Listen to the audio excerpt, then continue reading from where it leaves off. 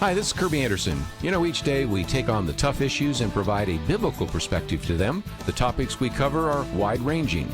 Apologetics, theology, prophecy, creation and evolution, intelligent design, marriage, family, child-rearing, the millennial generation, trends in society, politics, economics, business, religious liberty, the Constitution, public policy, foreign policy, military policy, tensions in the Middle East, abortion, homosexuality, pornography, sexual ethics, media, technology, history, and America's godly heritage. We talk about anything that affects your faith, your family, or your freedom. So don't go anywhere, because Point of View starts right now.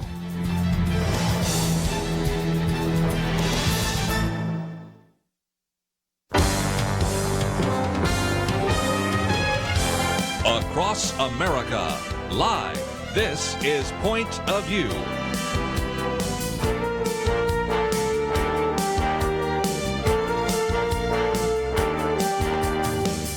And now, Penna Dexter. Thank you very much for joining us, ladies and gentlemen. Well, it's such a busy election season, a very different one than normal. That's where a lot of our focus has been. But, you know, I think, I don't know if it's been more true during an election season for many, many years that local issues and what's going on in your state and in your locality has been more important.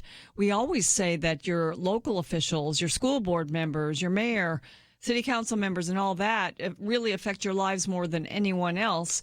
But in a time of a pandemic, I think that's even more true. And so with me, I'm so happy to have by phone actually the state legislator that represents where I live, Matt Shaheen. And Matt Shaheen is, he serves the citizens of District 66, which is West Plano and far north Dallas. And before that, he was one of the Collin County commissioners for 5 years.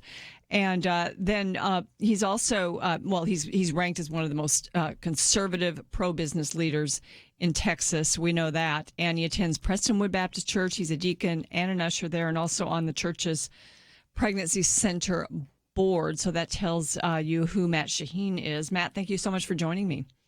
Hey, thanks for having me, Penna. Always awesome to be with you. It's good to be with you. And I think the last time we talked on this show, we talked about COVID. It's been going on for so many months. It's a factor, though, and I know one of the issues that we wanted to address today was school safety. And you're having some sort of a meeting tonight, which I want you to tell listeners about. But that's where parents certainly are concerned. They're concerned about their children's education and whether they're getting one, and also about the safety of the schools, aren't they? Yeah, no, that's exactly right. You know, I've talked to so many teachers and parents and even some of the students, and it is a top concern, right? It's a difficult time to navigate, obviously, just broadly speaking with respect to COVID, but especially with our schools. That's such a big focus of the state. And, you know, what we've done is, from a state perspective, is we've provided as much flexibility for the schools in order to keep them safe. So literally parents can decide, do they want to have their kids educated virtually? They can do that, or if they feel comfortable enough, they can send their kids back to the classroom. And what we've done from a state perspective is we've made sure that those conditions are safe. It's unbelievable the amount of the PPE that the state's provided, over 15 million masks and 600,000 gallons of sanitizer, on and on and on. And then the states on top of that, other schools rather on top of that are taking precautions. So we're going to do everything we can to keep those kids safe. And then, of course, the remote learning, there's a safety benefit to that as well. So we're in the midst of that. We're going to continue our diligence and keep those kids safe. But at the same time, boy, we've got to make sure our children are educated and ready for the workforce.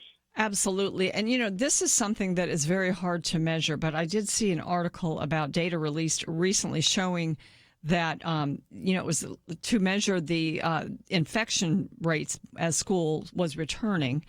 And so it showed, at least this article reports that it showed the younger students were less infectious as they got up to grade 7 through 12. It was about 15%. And it was lower in grade 3 or lower. Most of the infected students were in grades 7 through 12. I misspoke there. 15% were in 4 through 6 and 16 in 3 or lower. So is that does that confirm things that you've heard? Yeah, I mean, if you look at it's interesting. If you look at PubEd K through 12, there's one set of numbers, and I can tell you, Plano and Frisco, for example, are very much under control as far as the percentage of students and faculty actually that have been infected. It's been very, very low. What's interesting is if you look at the college grades, there you see increase in the number of infections. Now you see very, very low hospitalization rates, and I don't believe there's been any deaths at colleges, but we're still monitoring that. But yeah, that's what we're seeing right now, and I think it's a reflection of the precautions that are being taken. Yes, and we're not going to stop all the cases, so these numbers are low, and it also this report, I don't know how they really know this, but that shows that a lot of the infection didn't actually happen at the schools. This is fairly new. It hasn't been that long they've been back. So perhaps, they're getting it other places. But still, I have been a big believer in reopening the schools, and I am glad to see that, it's just not been a terrible, debacle by any means. In fact, it's been done very well in Texas. Yeah, it really has, and I think the secret sauce to that is just the nature of Texas. We're a more conservative state, and we very much believe in local control. So, the decisions for a big city school district might be different than a suburban school district, which might be different than a rural. So we really try to leave a lot of those decisions to there, and I think that's where you see reflected. I'm doing a Facebook Live tonight with one of our Plano trustees, and we're going to give an update.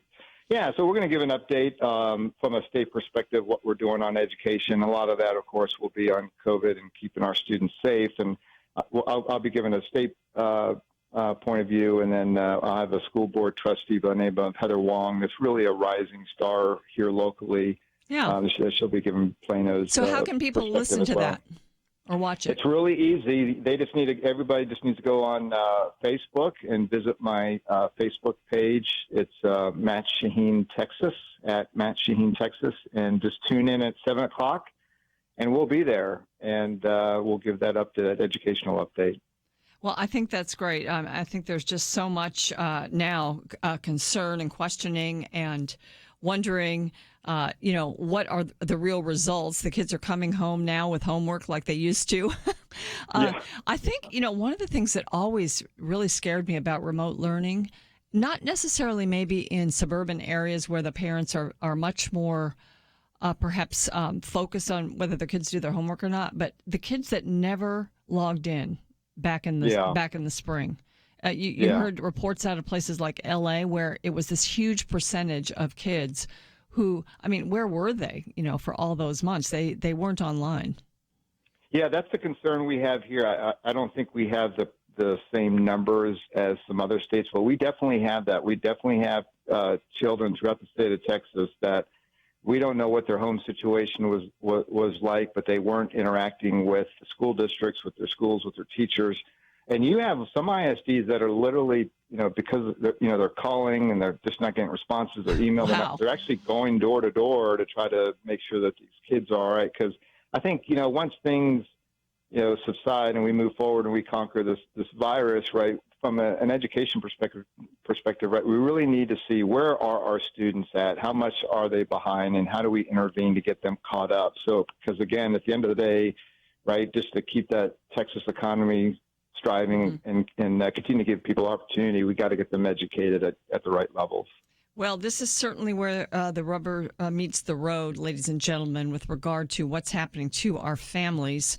And, some of the outcomes now of the efforts by our state and local governments to bring things back online. It's important, and not only for the kids, which is very important for the kids not to miss more. Most have missed something, I think, as far as their education, but also to parents who need to often get back to work. They need to, and our economy needs them to do that. Matt Shaheen is with me, and we'll be right back with more Point of View.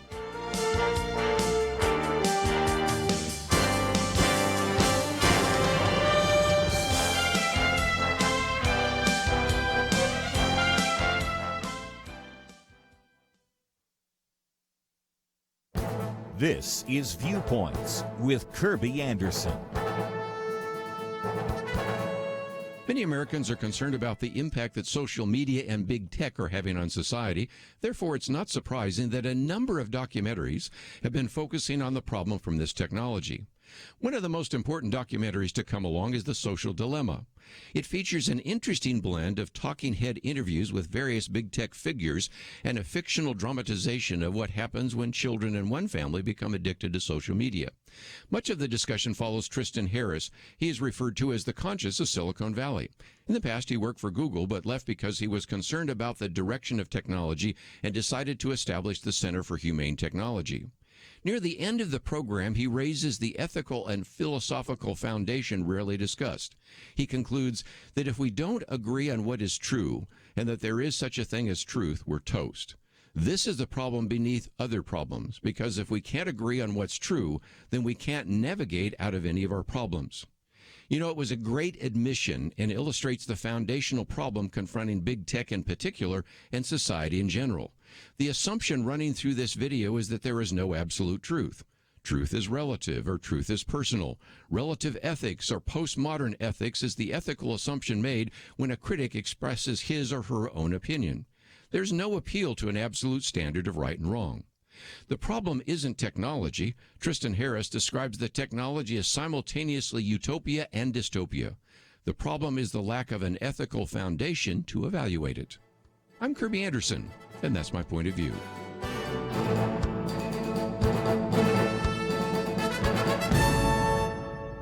For a free copy of Kirby's booklet, A Biblical View on Anti-Semitism, go to viewpoints.info/antisemitism. Viewpoints.info/antisemitism.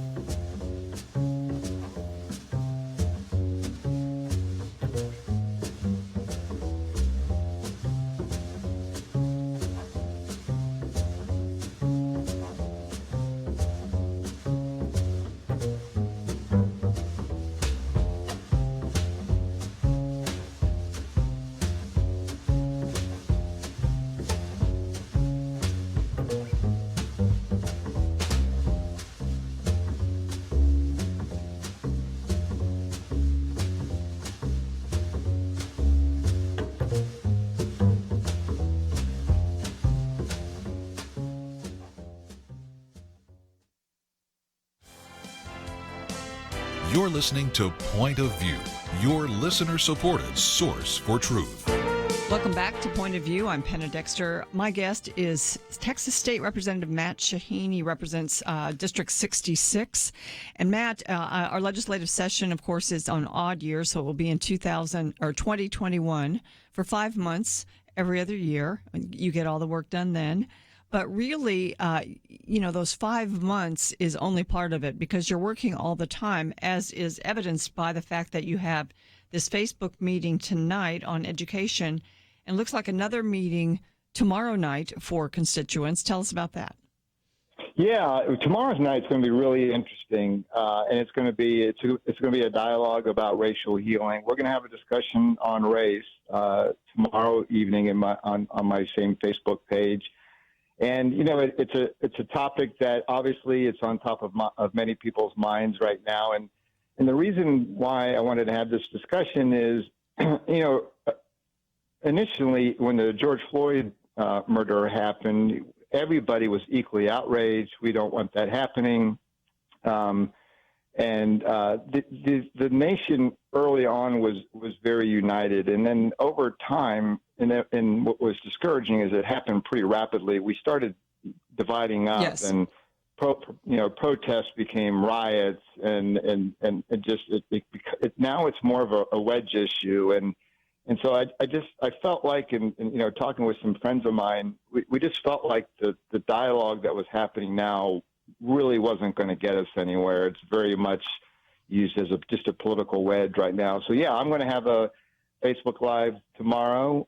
I've got a friend by the name of Byron Bradford, who's African-American, Tanner Doe, who's Asian American, and of course I'm Middle Eastern, and we're just going to have an open dialogue, and politics isn't going to really enter the fray here, although we've got both, Republican and Democrats. Maybe it won't. We'll see. Yeah.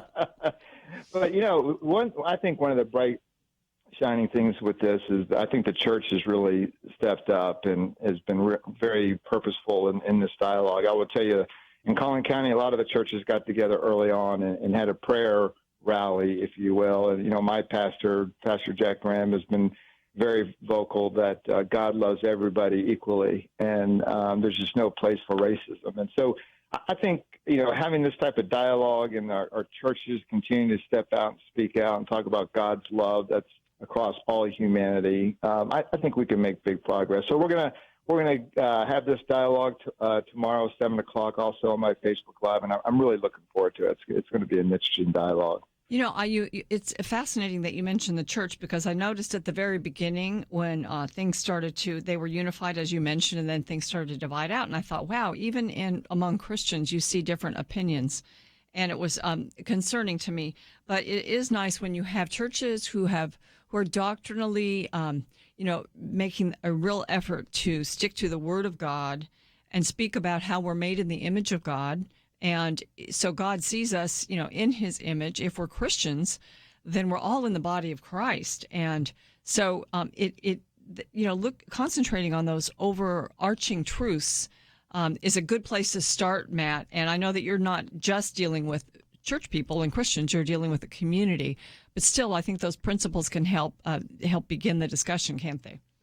Oh, absolutely. And I think that Christian perspective is important, right? Because, Christ demonstrated that so well, obviously, right? Just the love thy neighbor and, who Christ was with when he was here on earth, and the outcast. And it's just that just powerful message of the gospel of love, and God just loves everybody equally, loves us desperately. And so that's just a powerful mechanism. But yeah, we're going to deal with all faiths, all perspectives. And at the end of the day, kindness, the part of the Bible that I like where, God talks about what's required of us, right? Justice, but he talks about kindness and humility. I think if we have more kindness and humility towards one another, we'll never eliminate racism, right? I don't want to, talk like we're ever going to eliminate it. We're not going to, but we certainly can have an impact on our individual spheres of influence and definitely in our community. So again, I'm really looking forward to tomorrow night. It's going to be a great dialogue.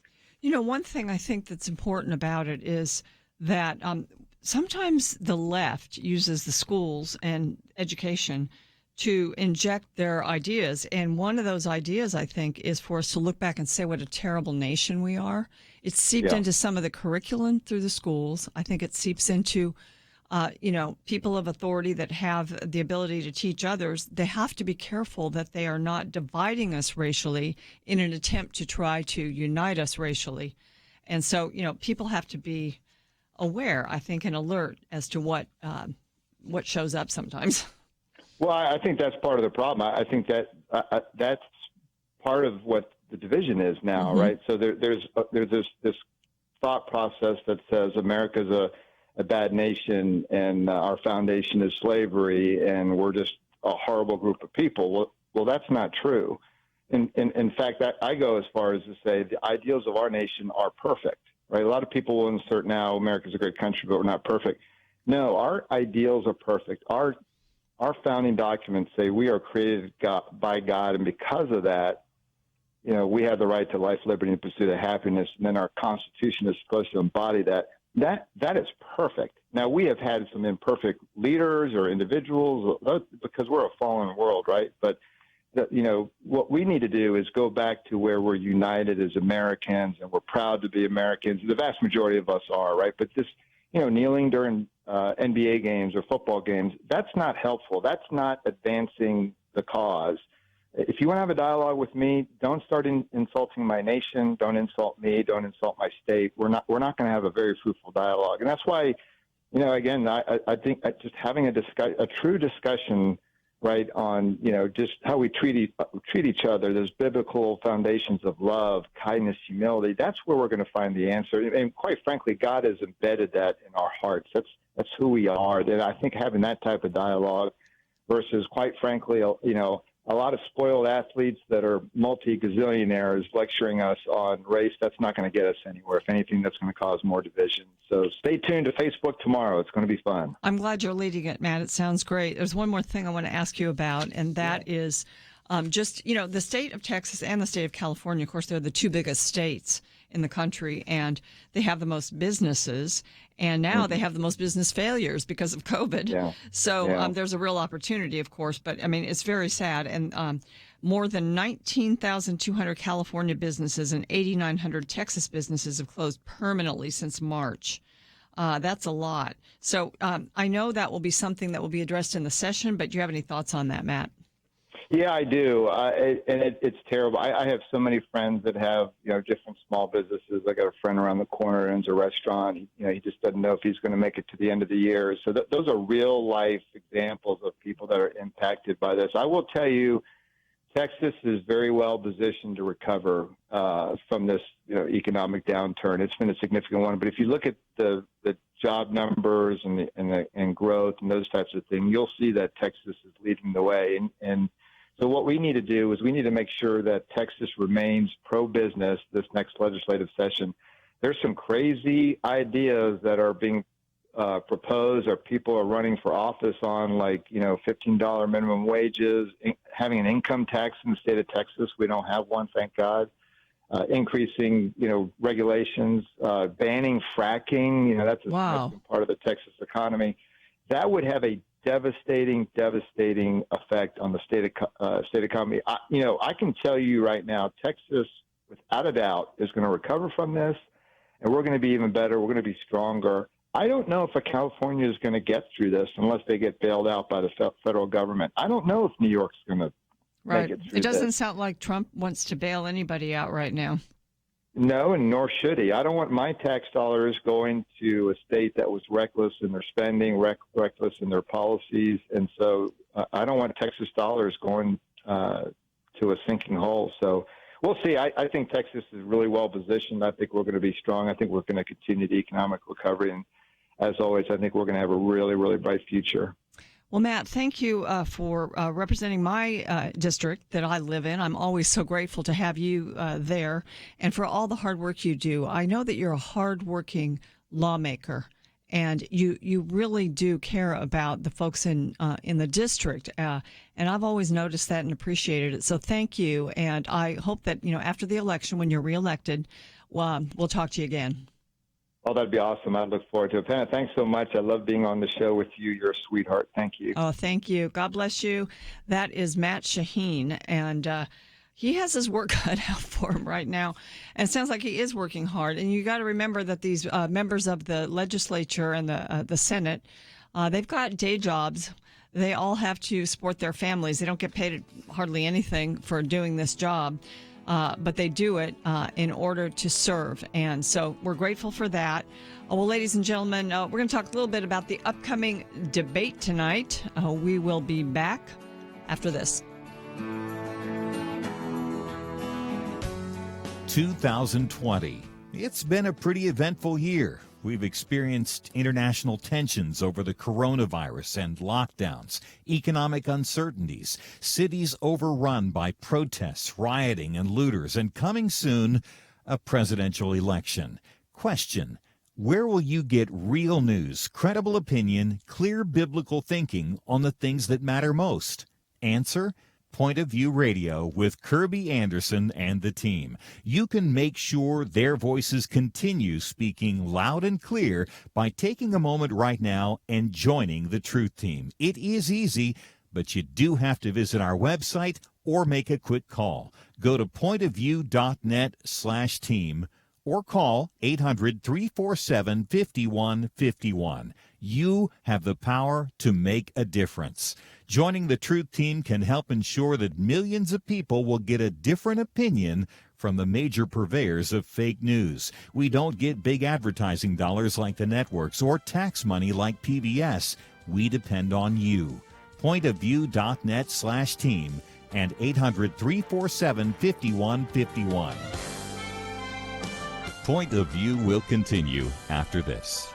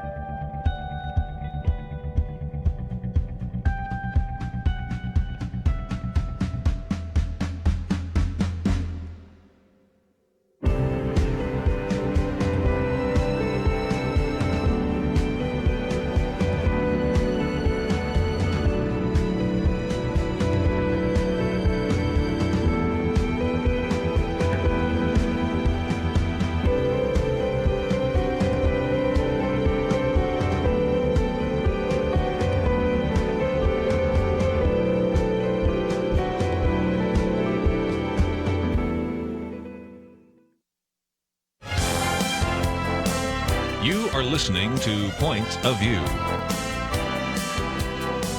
The opinions expressed on Point of View do not necessarily reflect the views of the management or staff of this station. And now, here again, is Penna Dexter. I noticed yesterday that an email came out from Point of View.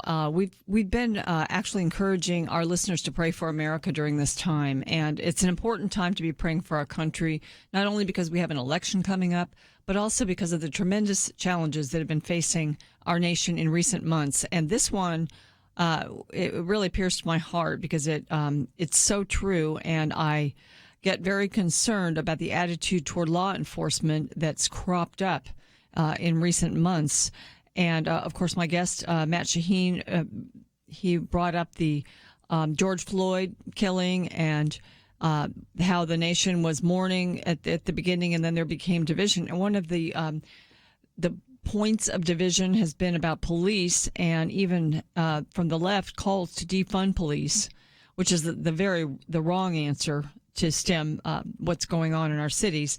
But Kirby wrote to listeners, most of us don't get up each morning wondering if there's a chance we won't come home that night, or go to a job knowing many of the people we will encounter in the course of our work will automatically hate us merely because of our uniform. But he says today there is a dangerous division in our nation. It seems that some Americans are told they must hate law enforcement officers and defund the police in order to achieve racial justice.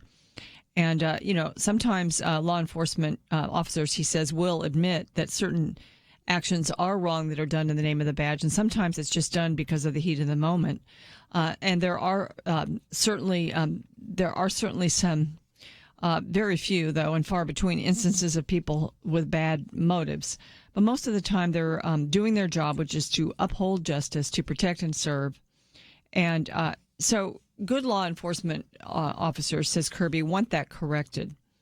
And, this is really the call from Point of View from this particular letter that came out yesterday that I want to join my heart and voice in. Kirby says we can support justice and healthy reform while also supporting the men and women who wear the badge. They willingly put their lives at risk and commit their careers to helping others. So he asks that you, the listeners, join him in prayer. I'm going to join. I am joining, praying for law enforcement officers and their families, for their safety, emotional, mental, and spiritual health, for strength and courage and wisdom. And so perhaps we, the listeners of Point of View, and those of us who love this ministry, can pray together for that. Well, I also mentioned in the last segment that President Trump has decided that he wants to just walk away from the talks about another stimulus, quote-unquote, stimulus relief package having to do with COVID. And I think it's great that he's done that because there has not been really an honest broker in the Speaker of the House. She has refused, Nancy Pelosi, to accept anything below $2 trillion. And there have already been trillions spent. And a large portion of it is to go to states and cities who have, they're in trouble, in financial trouble. They were anyway before COVID because of their prolific spending and their programs and their massive regulations on businesses. And states like Texas that are doing better in that. And we don't have a state income tax. We don't overregulate our businesses. And we are just much more free in our policies. And those are the kinds of policies that work to spawn prosperity. So we would be paying into the coffers of the other states who are not acting in that way. And that's not fair to the citizens of states like Texas and Florida and others. And she basically just laid down a gauntlet that if Trump didn't agree to her terms, she'd blame him for the failure and use it as an election issue. And, I guess he's basically saying, let her do that. And, of course, the stock market dropped. They're very skittish about these things. But in the long run, it's much better for the economy that we don't spend another $2.6 trillion, which is what they were asking for. And then President Trump, because he's already offered money for targeted relief, he can just do that after the election if he's reelected. If he's not, Biden will probably go for something much bigger and that we'll have to deal with the consequences of that. But that is one of the issues. And there is another piece of legislation. When I talked about more targeted legislation for relief, there's something that's been out there. It hasn't been passed yet, but it's called the Restart Act. And what it does is it adds increased flexibility to the Paycheck Protection Program. Remember that? Where money went to businesses if they would hire back people and if they used most of the money for their employees. It had to be a certain percent and would to cover up to 6 months of operating expenses for those hit hardest. Well, the 6 months is over, number one. And number two, it was difficult for some of the businesses to cover to use it all for employees because their expenses happen to be more plant related or capital equipment or some other expense, and so they weren't able to qualify.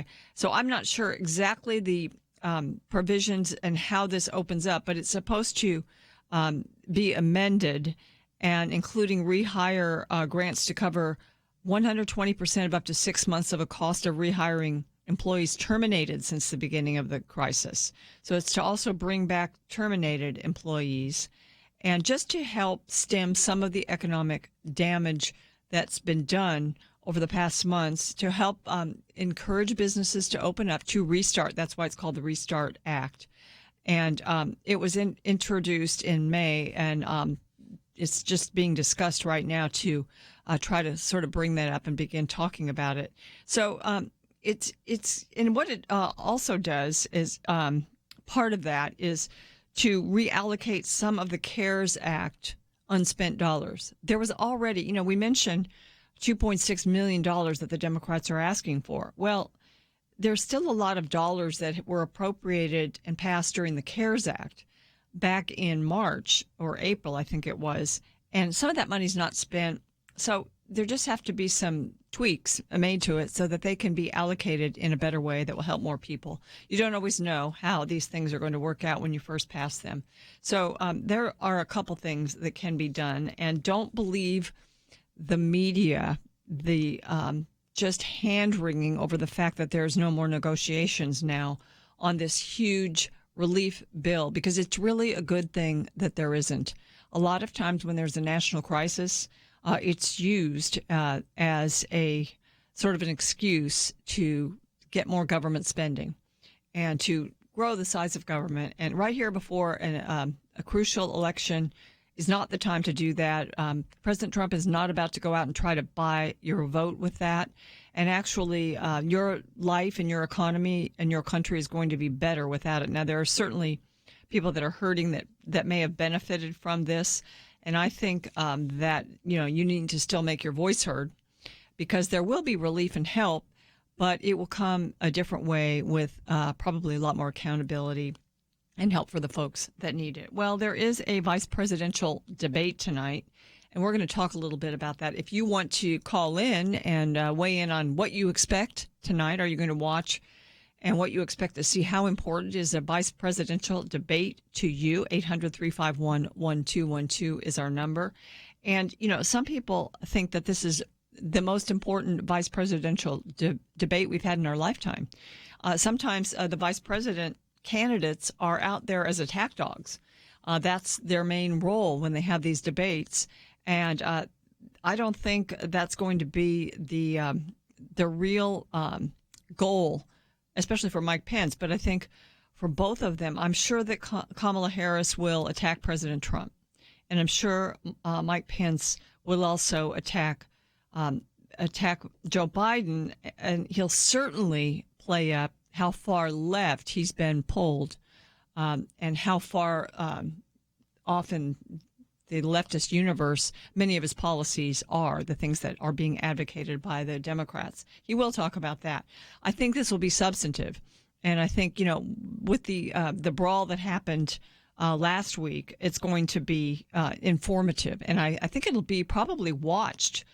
Well watched, perhaps more than vice presidential debates have been, simply because of just the two that are weighing in against each other, that are going to be on the debate stage.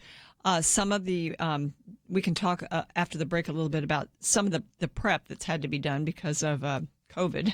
They're being very, very careful. I think they're going to be 12 feet apart on the debate stage.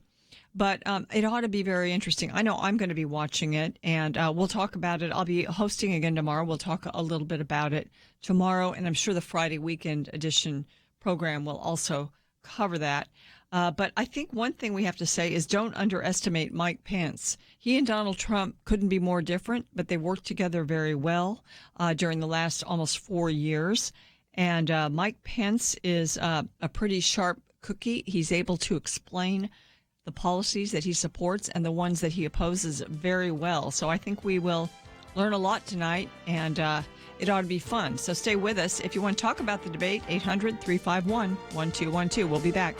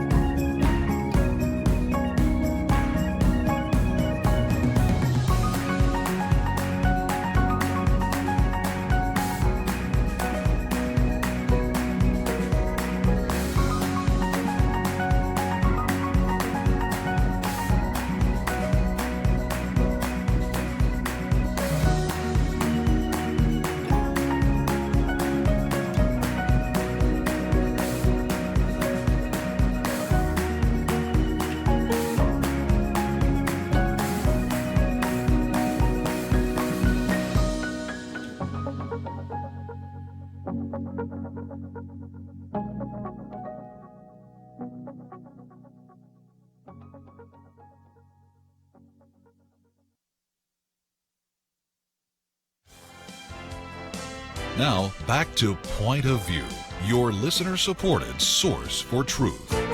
Welcome back to Point of View. I'm Penna Dexter, and in the next hour, we are going to have a guest in studio that I'm very excited to interview.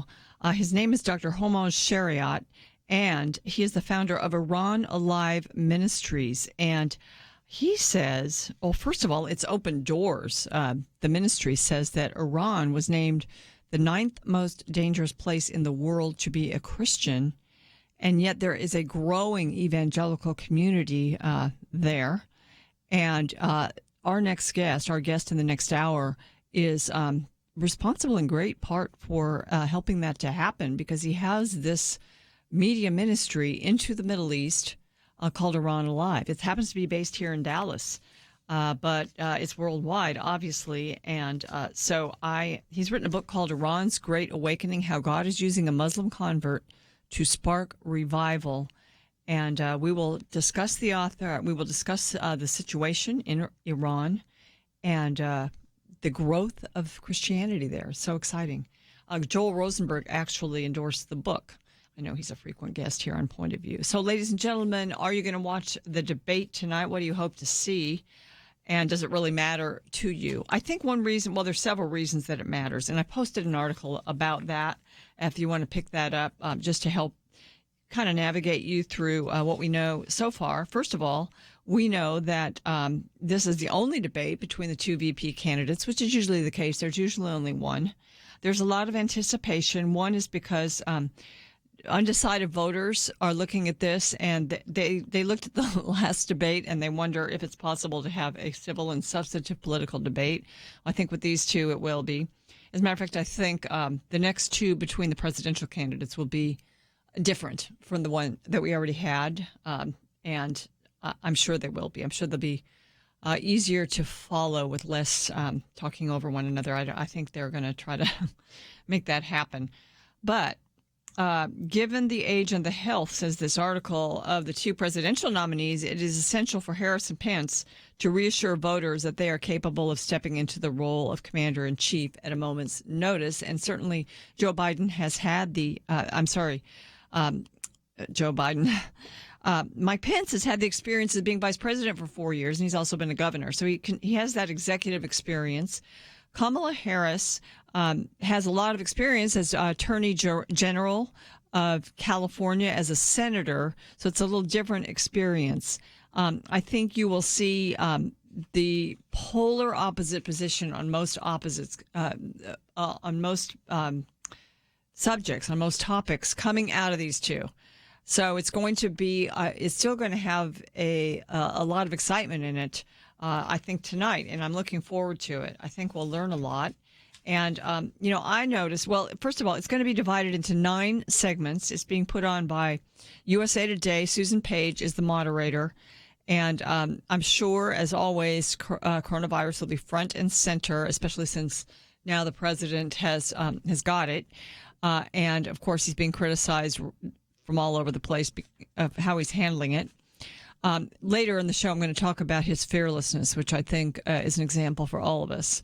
But they will be distanced 12 feet apart. They will be separated by plexiglass, and there will be fewer than 200 people in the audience. And anyone not wearing a face mask will be asked to leave the venue, according to the Commission on Presidential Debates. As you know, Kamala Harris is a first-term senator. She was Attorney General of California. She was also a district attorney in San Francisco. And she was famously, if you watched the Kavanaugh hearings, you saw her grilling, really, I thought, in asking some unfair questions. We'll see what she does this time with Amy Coney Barrett, if she's there. I guess she has to be there, because some of that seemed a little snarky, I thought. She didn't make it to the primaries. She was a presidential candidate trying to get the Democrat nomination, and she didn't get very far. So that tells you something. How much is she going to help the ticket? I think that's one of the questions we'll be asking ourselves as we watch this debate tonight. She did participate in 5 presidential primary debates this cycle. She was briefly in the top tier mainly because of this critical exchange she had on race with Joe Biden. But she quickly faded and she dropped out of the race. And she is in Salt Lake City now. She got there last Friday night. She's preparing for that debate. Her primary rival in her prep is former South Bend Mayor Pete Buttigieg, who's standing in for Pence. They're both from Indiana.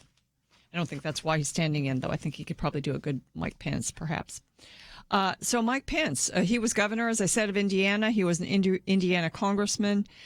He was a conservative talk radio host. I will mention that Mike Pence, in my time here at Point of View, which has gone on past 20 years, when he was in the House, he was the third most powerful leader in the U.S. House of Representatives. and so pro-life, and just a real warrior for conservative causes. And he always would come on our show when asked. They made a great effort to join us and be interviewed. We also had a news network at that time, and he would provide audio sound bites for our news. And it was just a joy to work with him. He's a gracious man. And I remember when he was thinking about, we were doing an interview with him on Point of View. He was thinking about running for the U.S. Senate. And he kept talking about the discussions he'd had with his wife about it. And they finally decided that he would not run for Senate. He ended up later running. He stayed in the House a bit and then ran for governor of Indiana. And that was good experience, I think, for him, especially if he has presidential aspirations, and certainly as his job as vice president. That's just a little aside, because we do have experience with Mike Pence here. He in the last vice presidential debate, where he had to debate Tim Kaine, Virginia senator who ran as Hillary Clinton's running mate. He was widely thought to narrowly have won that debate. I thought he won by a lot, but he now finds himself as in the same position as Joe Biden did in 2012, because that debate, you remember, between Mitt Romney and Obama, Mitt Romney did very well in the first debate. Obama didn't do so well. And then there was the vice presidential debates, and Biden had to kind of try to right the ship and give a jolt of momentum in that debate with Paul Ryan. So that was interesting. Same sort of position. Now, this article here that actually is the author is Aaron Call, and he's a debate expert. He says that there are reasons to believe that Pence can replicate Biden's debate success story from 2012, and we'll see. We'll know that probably sometime tomorrow in the next coming days after we look at this debate. But Kathleen Parker in the Washington Post says the vice presidential debate actually matters this time. I think it does. She says never in U.S. history has a vice presidential debate been so crucially important for the country. Rarely, too, have the stakes been so high for the candidates. These candidates, I think, both have presidential aspirations, and they're in a position right now to take full advantage of that by winning, helping their candidates win, and then by performing well as their vice president, whichever one wins. So we will see what happens tonight as these two debate. The Wall Street Journal's Bill McGurn says, don't underestimate Mike Pence. She may be she can kind of dig deep with some of her statements, but Mike Pence has this cool, calm, and collected way of answering, but he has the facts under his belt that with which he can be actually a very tough debater. So we'll see it tonight. Stay with us, ladies and gentlemen, for the next hour or two of Point of View. We'll be right back. Having civil conversations about important issues seems to be harder and harder.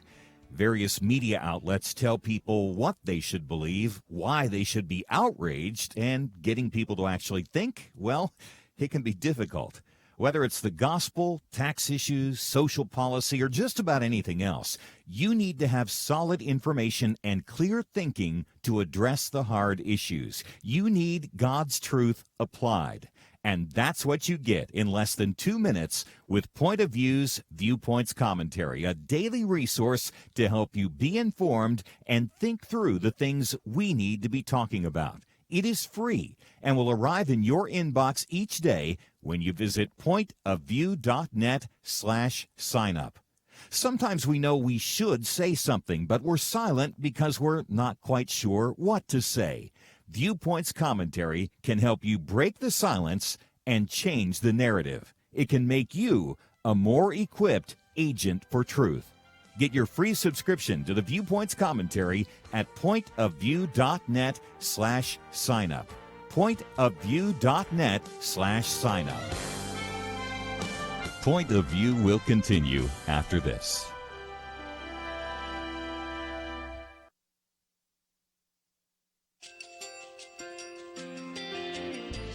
I just want to thank you so much for all the wonderful programming you have. You're just absolutely fantastic. I recently started listening to Point of View, and I really found it interesting because of the different subjects you cover. Thank you for that.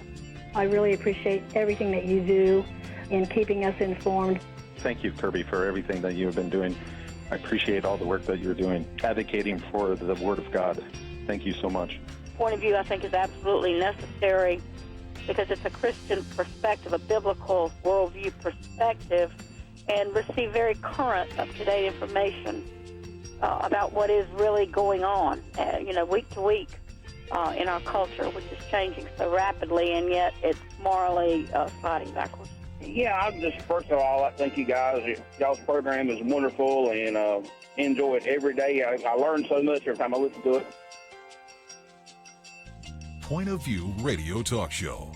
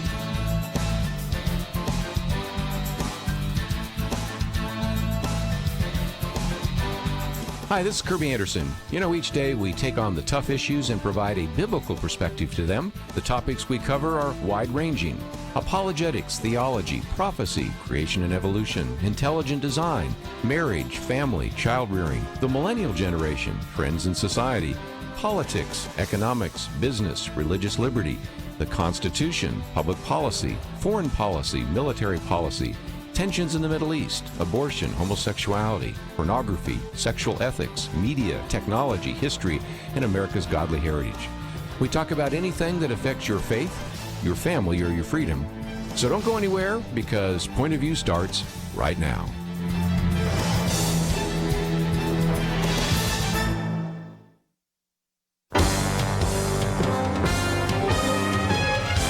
Across America, live. This is Point of View.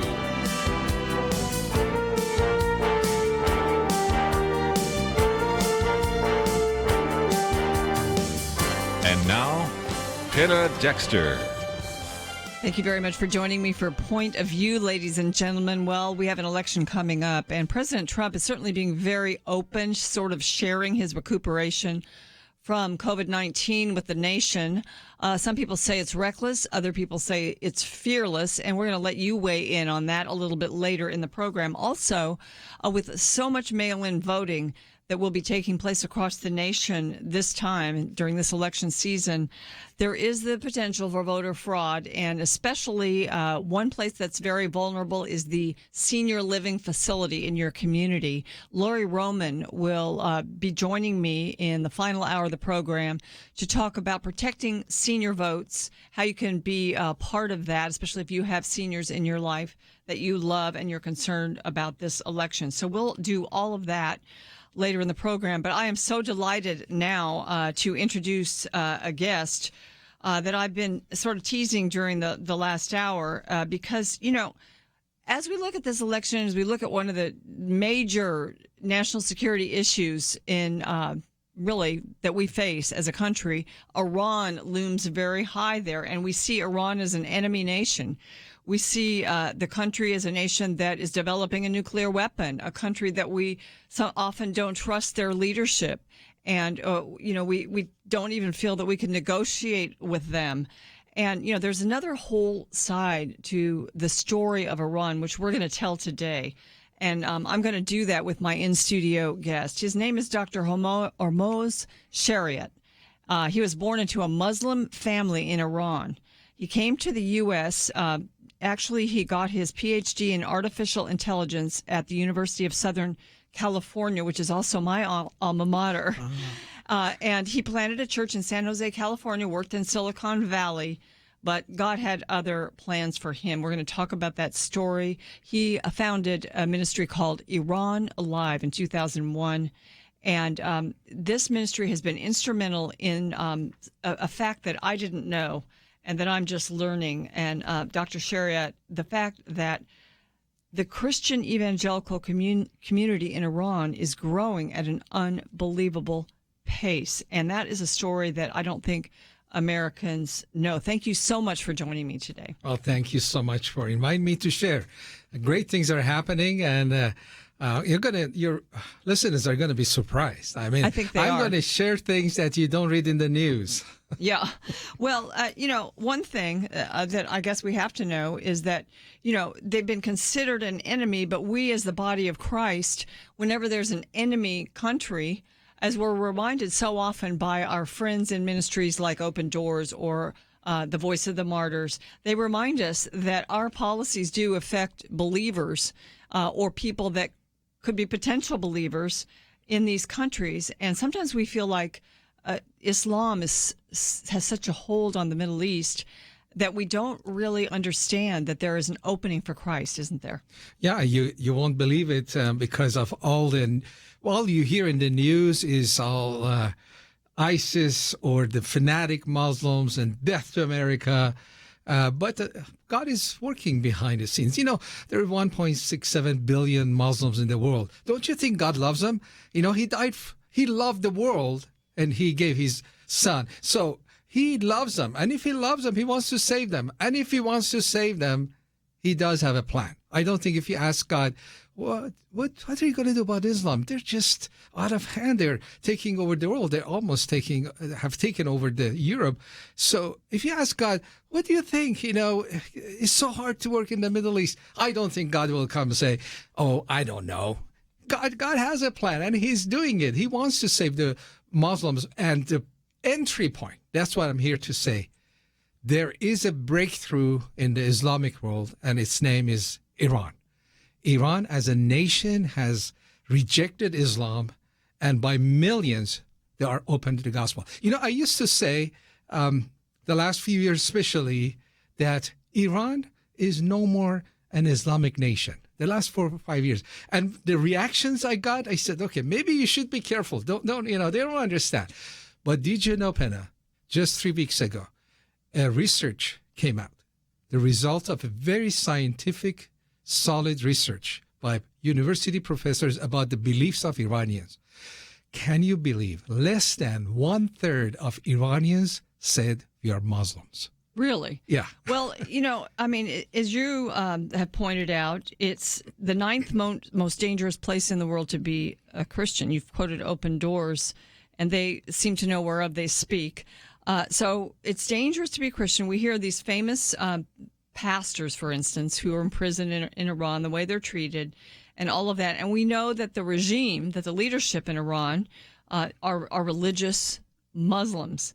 But I guess, to live under that, you would begin to start to scratch your head and wonder, why would a good God want me to live under this kind of an evil regime? Well, God is a kind of God that is not a source of evil, but he uses evil for good. That's his power. That's the extent of his power and his love. And that's what exactly happened in Iran. People wanted Islam, and he gave it to them. Okay, in 79, you want it? Okay, live under it. But after 40 years of Islamic rule, the people of Iran have come to see the evil of that system. It's not just the government. People have come to conclusion that the problem is not just our government, is Islam itself, because the government is following Islam. So for the while was, Islam is good, and just it's the government has not implemented Islam right. That was for a couple decades. But the last 2 decades, and especially the last 10 years, people have come to a conclusion, no, the problem is Islam itself. So they are not rejecting the government, they're rejecting Islam, saying Islam is not our solution, it's our problem, and we need to get rid of it. That's why 2/3 of Iranians today do not consider themselves Muslims. They're all over the place. Christianity is one of them, but they're looking everywhere. Iranians are open right now. They're looking everywhere but Islam. Would you say it's the young people that are rejecting Islam for the most part? It's all over, young and old, but mostly young people. What I see in the young people in Iran is as if the dark spirit of Islam has been lifted up from their minds. I witnessed to Iranians for many years. When I worked with the older generation, it was hard, as if there's some veil on their heads. And even they were interested in Islam, in Christianity, and they had rejected Islam. Even those who are interested, I had a hard time taking few months before they come to Christ. But there is a new movement.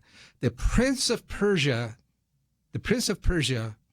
mentioned in Daniel 10 is being defeated.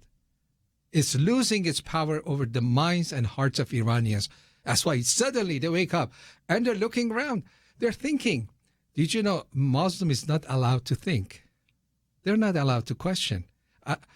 When I say things about Islam, I was a Muslim, and I love them. I've given my life to them. So I'm telling the truth. And I want to hear more of that story. This great book, Iran's Great Awakening, how God is using a Muslim convert to spark revival. This is the story of Dr. Hormoz Shariat, his ministry, and the launching of Iran Alive. We will talk about it right after this. Stay with us for more of Point of View.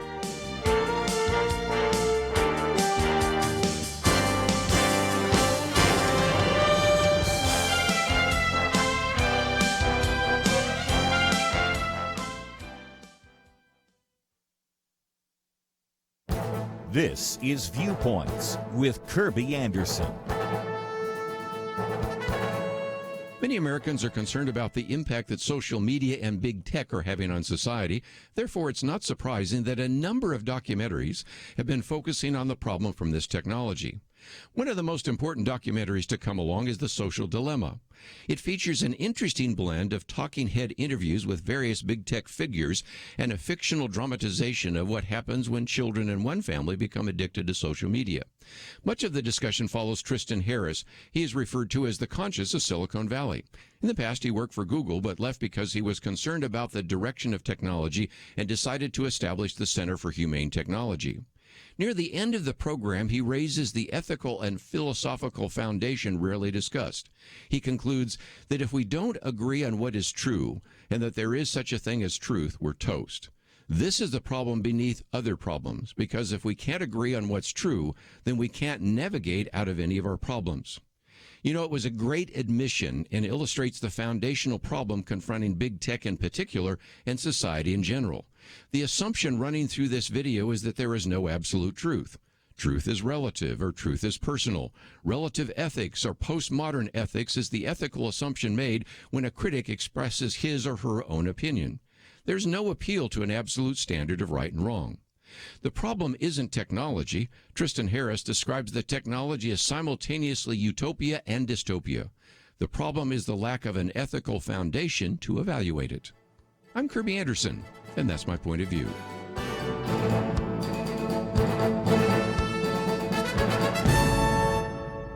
For a free copy of Kirby's booklet, A Biblical View on Anti-Semitism, go to viewpoints.info/antisemitism. Viewpoints.info/antisemitism.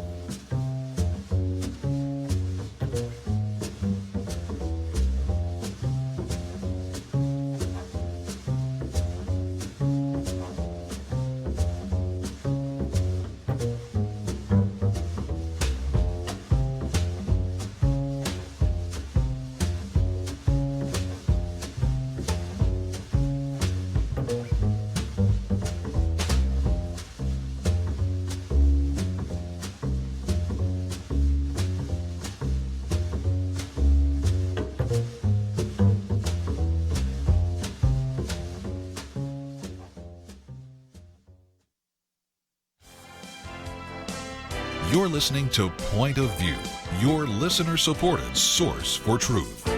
Welcome back to Point of View. My guest is Dr. Hormoz Shariat. He was born into a Muslim family in Iran, and he came to the U.S. after the Islamic Revolution of 1979. Didn't really flee Iran. He has another story, and we're going to ask him to tell this. And Dr. Shariat, you were born into a Muslim family, weren't you? That's correct, yeah. And I was pretty devout in my early years, before my teenage years, when I started thinking, repeating these prayers doesn't make sense. I just be a good person, be a good Muslim, and focus on science and studies. Okay, and you did that very successfully and end up studying artificial intelligence. So at what age did you come to the U.S.? And tell us a little bit about that circumstance. I was graduating from undergrad school in Iran, and I came to U.S. for graduate school and a PhD. So in 79, I was about to come to U.S., finished my bachelor's, and I was on the streets of Tehran shouting, "Death to America." Were you? Okay, you were part of that. Yeah, shout "Death to America." I want to Shah go, but I want to assure you, I've changed my mind since then. I don't say "Death to America" anymore. I sing "God Bless America," and I mean it. I've been saved here. My life has been changed here. So I was saying "Death to America, death to America," but in my heart I was saying, "Not yet, please. I want to go there to get my degree." So interesting. Came to U.S. for that. And during that time, I went through a spiritual journey. Is Islam true? It looks like to be true. It's taking over the world. It defeated superpower USA. Maybe I should pay more attention to it. Maybe I should dedicate my life to it. But I said, first I get to know it better. Because what Islam I followed didn't do anything for me. There was no joy, no peace, no connection, relationship with God. So I started by my spiritual journey by reading Quran very carefully. My intention was to be a good Muslim. But when I finished, I wasn't satisfied spiritually. I said, oh, you're an intellectual. Why don't you read other books before you make a decision? Okay, what other books? Okay, they've said the Bible is written by God. Okay, I'm going to read it. I don't think I'm going to find anything new, but I'm going to read it. That's how I started reading Bible. And when I got to Matthew, I encountered Jesus, and I couldn't accept him and I couldn't deny him. I went through a struggle of several months because Jesus in Bible is not the same Jesus as in Quran. So I had to, and intellectually I thought, oh, all religions are the same. Why do they fight? If you really study them, they converge. But the more I compared, both could not be true. So what was the timeline of this? So were you still in Iran when you started looking at the claims of Christ and reading the Bible? No, I came to U.S. Right after the revolution, 1979. So I was So still a let's Muslim. explain a little bit about that, because the United States was friends with the Shah of Iran, and they found out that there was tremendous opposition to the Shah in Iran, and that's what you were involved in. It became very violent, didn't it? It became violent at some point. I don't want to go through the history of politics. Yeah, but you don't have to do that. Just briefly, Shah came very strong, killed some people that summer before, but I think he changed his mind. I'm not going to start killing my people. So he stopped violence by not confronting the people on the streets. So the people became braver. So, the army is not, the police is not stopping us. So the crowd grew to several million, and at the end he had to leave. So the violence was there earlier, but not the last few months of it. When I was on the streets, there was no killing. He just pulled back. He didn't want to kill his own people, unlike the current regime. Yeah, so the current regime then there was sort of a vacuum for this radical Islamic regime, correct? Yeah, the revolution started by mostly intellectuals and students, which had started 10, 20 years before. But Shah was so strong that people like me, intellectuals, Muslims, even communists, there were many communist parties underground in Iran, they all felt, how can we be united against Shah? Oh, Islam. Okay. That's something that everyone in this country has a heart connection to it. So they rallied around Islam to be united under Islam to topple Shah. All right, well, let's fast forward to today. You mentioned that Islam doesn't hold as much sway among the people. You have Christians, and then you have a lot of secular Iranians, correct? Are they rebellious against Islam, or are they just trying to live their life? Yes, I shared how 2/3 of Iranians have rejected Islam. They don't even consider themselves Muslims.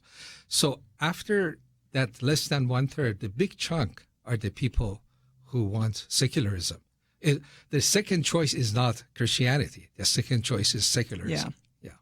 Yeah. So when you broadcast into Iran and other Middle Eastern countries, do you feel that the people that are actually being converted are mostly Muslim, or are there a lot of these secular, citizens? Are they responding also?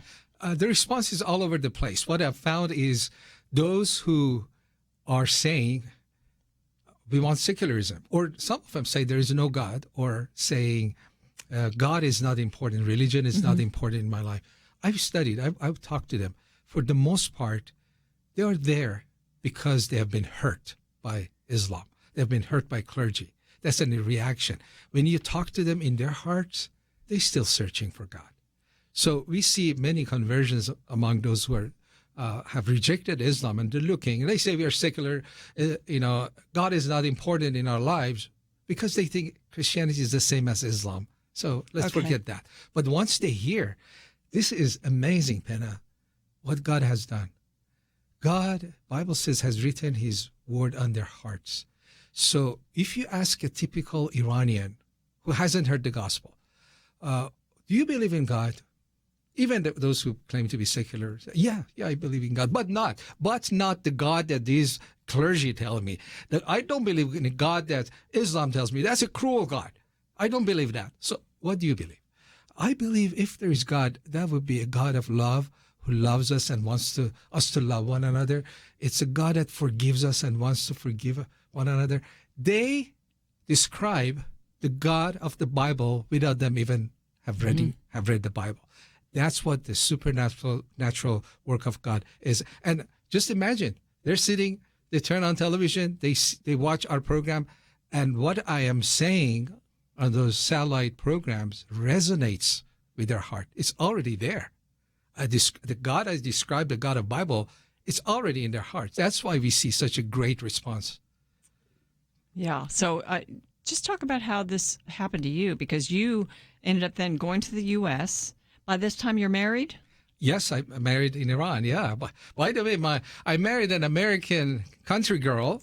You married an American in Iran? In Iran. She was in Iran, and we got married, and she became a Muslim as an American. And she was with me, an American, on the street of Tehran shouting death to America. Wow. So, and she converted to Islam. But we found the Lord Jesus in Los Angeles as students, and we both believed in him, and our lives and even our marriage was saved. Well, you were headed toward a career in science. So what you were saved out of Islam, you became a believer.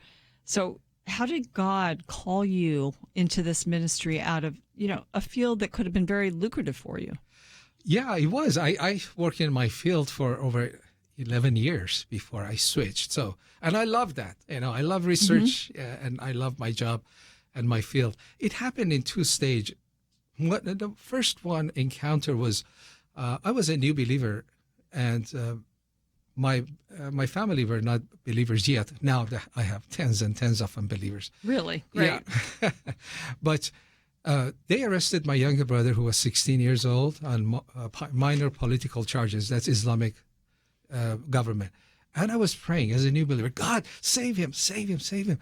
And they were telling my mom, oh, he's okay, he's okay. We're going to release him soon. And when he turned 18, they called my mom and said, we just executed him. Come and get his body. And my mom went to get his body, and she had to pay for the bullets and everything that killed, the cost of killing her son. And so as a new believer, I went through some kind of crisis. God, what is this? Mm-hmm. I'm a How Christian. did you allow this to happen? What am I supposed to do? There is injustice in the world. And I remember 3 days of mourning. I said, God, I want to take revenge. And God would say, no, you're not supposed to take revenge. Okay, I hate him. No, you're not supposed to hate them. Anyway, revenge is mine, and you have to love your enemies. God, I'm sorry. Can I hate him. You're not supposed to hate him. I'm angry. You're not supposed to be angry. I want to cuss at them, at least feel better. No, you cannot You cuss can't with do your any of mouth. that. So I said, God, what do you want me to do? And the answer to that will be after the break, ladies and gentlemen. This is an exciting story, and there's a lot more to it. You won't want to miss it. Stay with us for more of Point of View.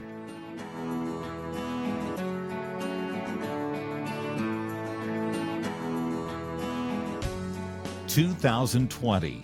It's been a pretty eventful year. We've experienced international tensions over the coronavirus and lockdowns, economic uncertainties, cities overrun by protests, rioting, and looters, and coming soon, a presidential election.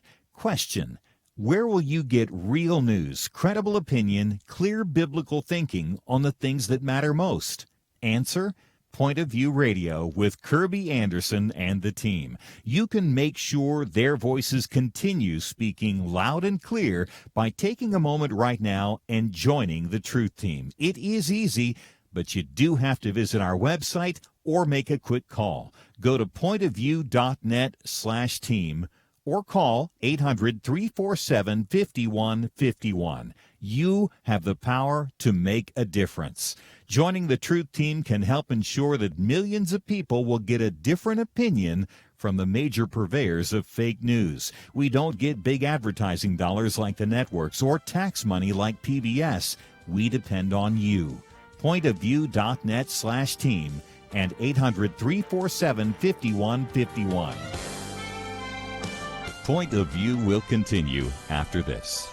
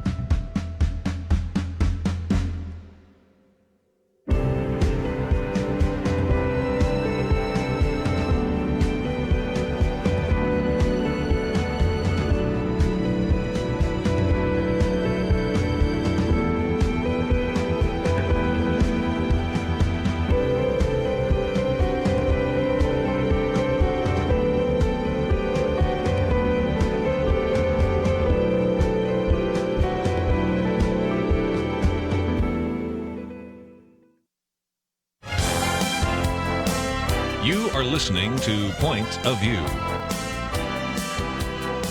The opinions expressed on Point of View do not necessarily reflect the views of the management or staff of this station. And now, here again, is Penna Dexter. And my guest is Dr. Hormoz Shariat, and Joel Rosenberg calls him the Billy Graham of Iran. And in talking during the break, I can understand why, because of the enthusiasm. I do want to recommend his book. I read half of it yesterday, and I'm looking forward to getting into the rest of it. And I want to recommend it to you because it's an inspiring story, and it talks about something I think that most Christians in America don't understand, and that is God is doing his work in the Middle East, especially in Iran. So, Dr. Shariat, just tell us, how did God call you? What did he call you to? Because you had this career in science, artificial intelligence, and you ended up having sort of a ministry in California. And now the ministry has expanded and exploded basically worldwide, especially in the Middle East. And I think it's just... is something that we can't explain in our human nature, but God called you to it, didn't he? That's right. I was talking about that encounter with God when they killed my brother. And I said, God, what can I do? I can't take revenge. Revenge is yours. I can't hate. You said, hate. Love your enemies. What is it? What as a Christian? And I felt God telling me, first of all, those who killed your brother are not your enemies. You have only one enemy, and his name is Satan. And there is only one way to hurt him, is evangelism. Because when one person comes to Christ, there is a rejoicing, there's a party in heaven. But probably there's mourning in his court. So I dedicated myself to evangelism, even though, I was a student, introvert, engineer type, nerd. You don't seem like the engineer type. Nerd type I was. But God, because that's the Holy Spirit. Holy Spirit kind of forced me, said, you got to share this. If you don't share the gospel, you're selfish. This gospel can change lives. It changed yours, can heal your marriage, but it can change a nation. It's so powerful. Simple message of the gospel can change nations. So I dedicate my life during those mourning days for for the death of my brother. And what I heard in my spirit, that I need to evangelize. And so I dedicated. I said, God, would you use my life to reach out to 1 million Muslims during my lifetime? I did not know what I was talking about. There was no satellite television. There was no way it could have been done. But through satellite, it is already happening. So that's how I started. And But it didn't happen in one step. There was ministry in California first, correct? Right. Yeah, I started evangelizing Muslims in Orange County and LA area. Didn't have much success in forms of putting a church together. Some people came to Christ. That was like 80s. People were not that open. And house church started and it disintegrated. But when I graduated, moved to Northern California for a job, I asked God, would you use me? And there was a supernatural work of God, and Muslims, one after another, hundreds and hundreds of them in Bay Area, Iranian Muslims came to Christ, planted several churches there. Wow. And at one point, God said, I want you to switch. I was doing research and I loved it. At the extra time, I would evangelize, form churches, and it was working. I said, God, no, I'm not going to do that. Everything is going well. I love my job. I make money. I contribute to sounds perfect. So, but one day I was walking into my office. I was very happy. Okay, after all the defeats in Southern California, things were not happening. Now the church is just booming. And I'm happy. And I have a job that I can come and go as I please. So, and I get big money. So I moved to my corner office, beautiful view of Palo Alto, and with expensive equipment. I said, God, I'm so happy. Everything is happening. And I sat down behind my computer. I programmed it. So if my theory worked, it would come with whistles and fireworks. And if it didn't work, it was like a Pac-Man would go. Blah, blah, blah, blah, blah. So I knew. What did it do? Oh yeah. So I knew my theory is not working. So I sat down, I did that. I said, I love this job. It's just like playing games. They pay me big money to play games. The moment I said that, I felt the Holy Spirit tell me, do you want to be paid big money the rest of your life to play games? That thought just did not leave me for 2 years. And eventually I switched to church planting. And Full-time? Full-time, yeah. Full-time. I was doing it, but full-time. And what I said yes to God was not to be a pastor. My argument with God, you know, I'm an engineer type. I'm not a pastor type. You know, you made a mistake. I can't pastor really well. Do you remember in Southern California how many times I failed, you know? But I felt God saying, I'm not calling you to be a pastor for a long time. I'm going to do a great work in Iran, and I'm giving you the honor to have a part in it. So that's what I said yes to, believing God is going to save Iran, and I wanted to have a part in it. Wow. So tell us now about the ministry of Iran Alive. What actually happens? I know satellite technology exponentially multiplies ability to do broadcasting into foreign countries. What do you have right now that exists to minister to people? Well, media is powerful. Media is powerful to destroy a culture or build up a culture. Media is powerful to bring revival, speed up the revival. So, and in Iran, internet is controlled by the government. So the only choice right now left is to use satellite television, which goes over the heads of these mullahs into people's homes. They cannot stop it. It comes from the sky, signal from the sky, and people love it. And the government hates it, and they cannot stop it. So we use satellite television. Number one, we are on internet also, and we use all kinds of tools, social media and all that. But number one is satellite television because it's free. It goes into people's homes. It's a privacy. It's safe. They can lock the door and watch us. And many are coming to Christ because they've already rejected Islam. They're looking. And I think God has given us a grace to, a favor. One time I said, God, should I get into this? God said, yes, you should get into this. I said, but, I don't have the money. Starting a satellite television needs a lot of money. He said, no, I will support you, but this is the tool, and my favor is on you. He said, your favor? I'm broke. What kind of favor are you talking about? I don't have money to start it. And I realized one meaning of favor is when people like you and you don't know why. He said, people watch you and they like you. They receive what you say. That's my favor. So speak my truth, and they're going to receive. And that's what has happened. Hundreds of thousands of people have come to Christ. And this year, the year of Corona, we saw a sudden jump of 10 to 20 times more salvations that we have ever had in the last 20 years. Was the suffering great in Iran, would you say? How would you compare it to here in the U.S.? The suffering is great in many ways. In America, you have problems, but when you look at them, the finances, the cruelty of the government is corrupt and uses all the oil money for itself. People are starving, and if they come on streets, not for political reasons, if they come on streets just protesting, we don't have bread to eat, they kill them. Go home. And they use the virus as an excuse? And the virus added to it, because when the virus came, people saw the cruelty of the government. People, they did not care. People are dying on streets at the footstep of hospitals. The government steal the money. It's for us. It's not for you. We're not going to do anything for you. And they lied so many times. So since the corona, the credibility of the Iranian government has gone down, non-existent. They don't believe anything the government says. That's why we see a surge in the number of salvations. First, because of Corona, they're staying home. They're watching our programs. So, and number two, because they saw the ugliness of the Islam through this clergy. It's clear to them the problem is Islam. So, in months of May, when we were seeing more people coming to Christ, we said, okay, let's do a month of evangelism. But not just we evangelize, we teach our viewers, you go out and share the gospel. You share your testimony. So that was month of May.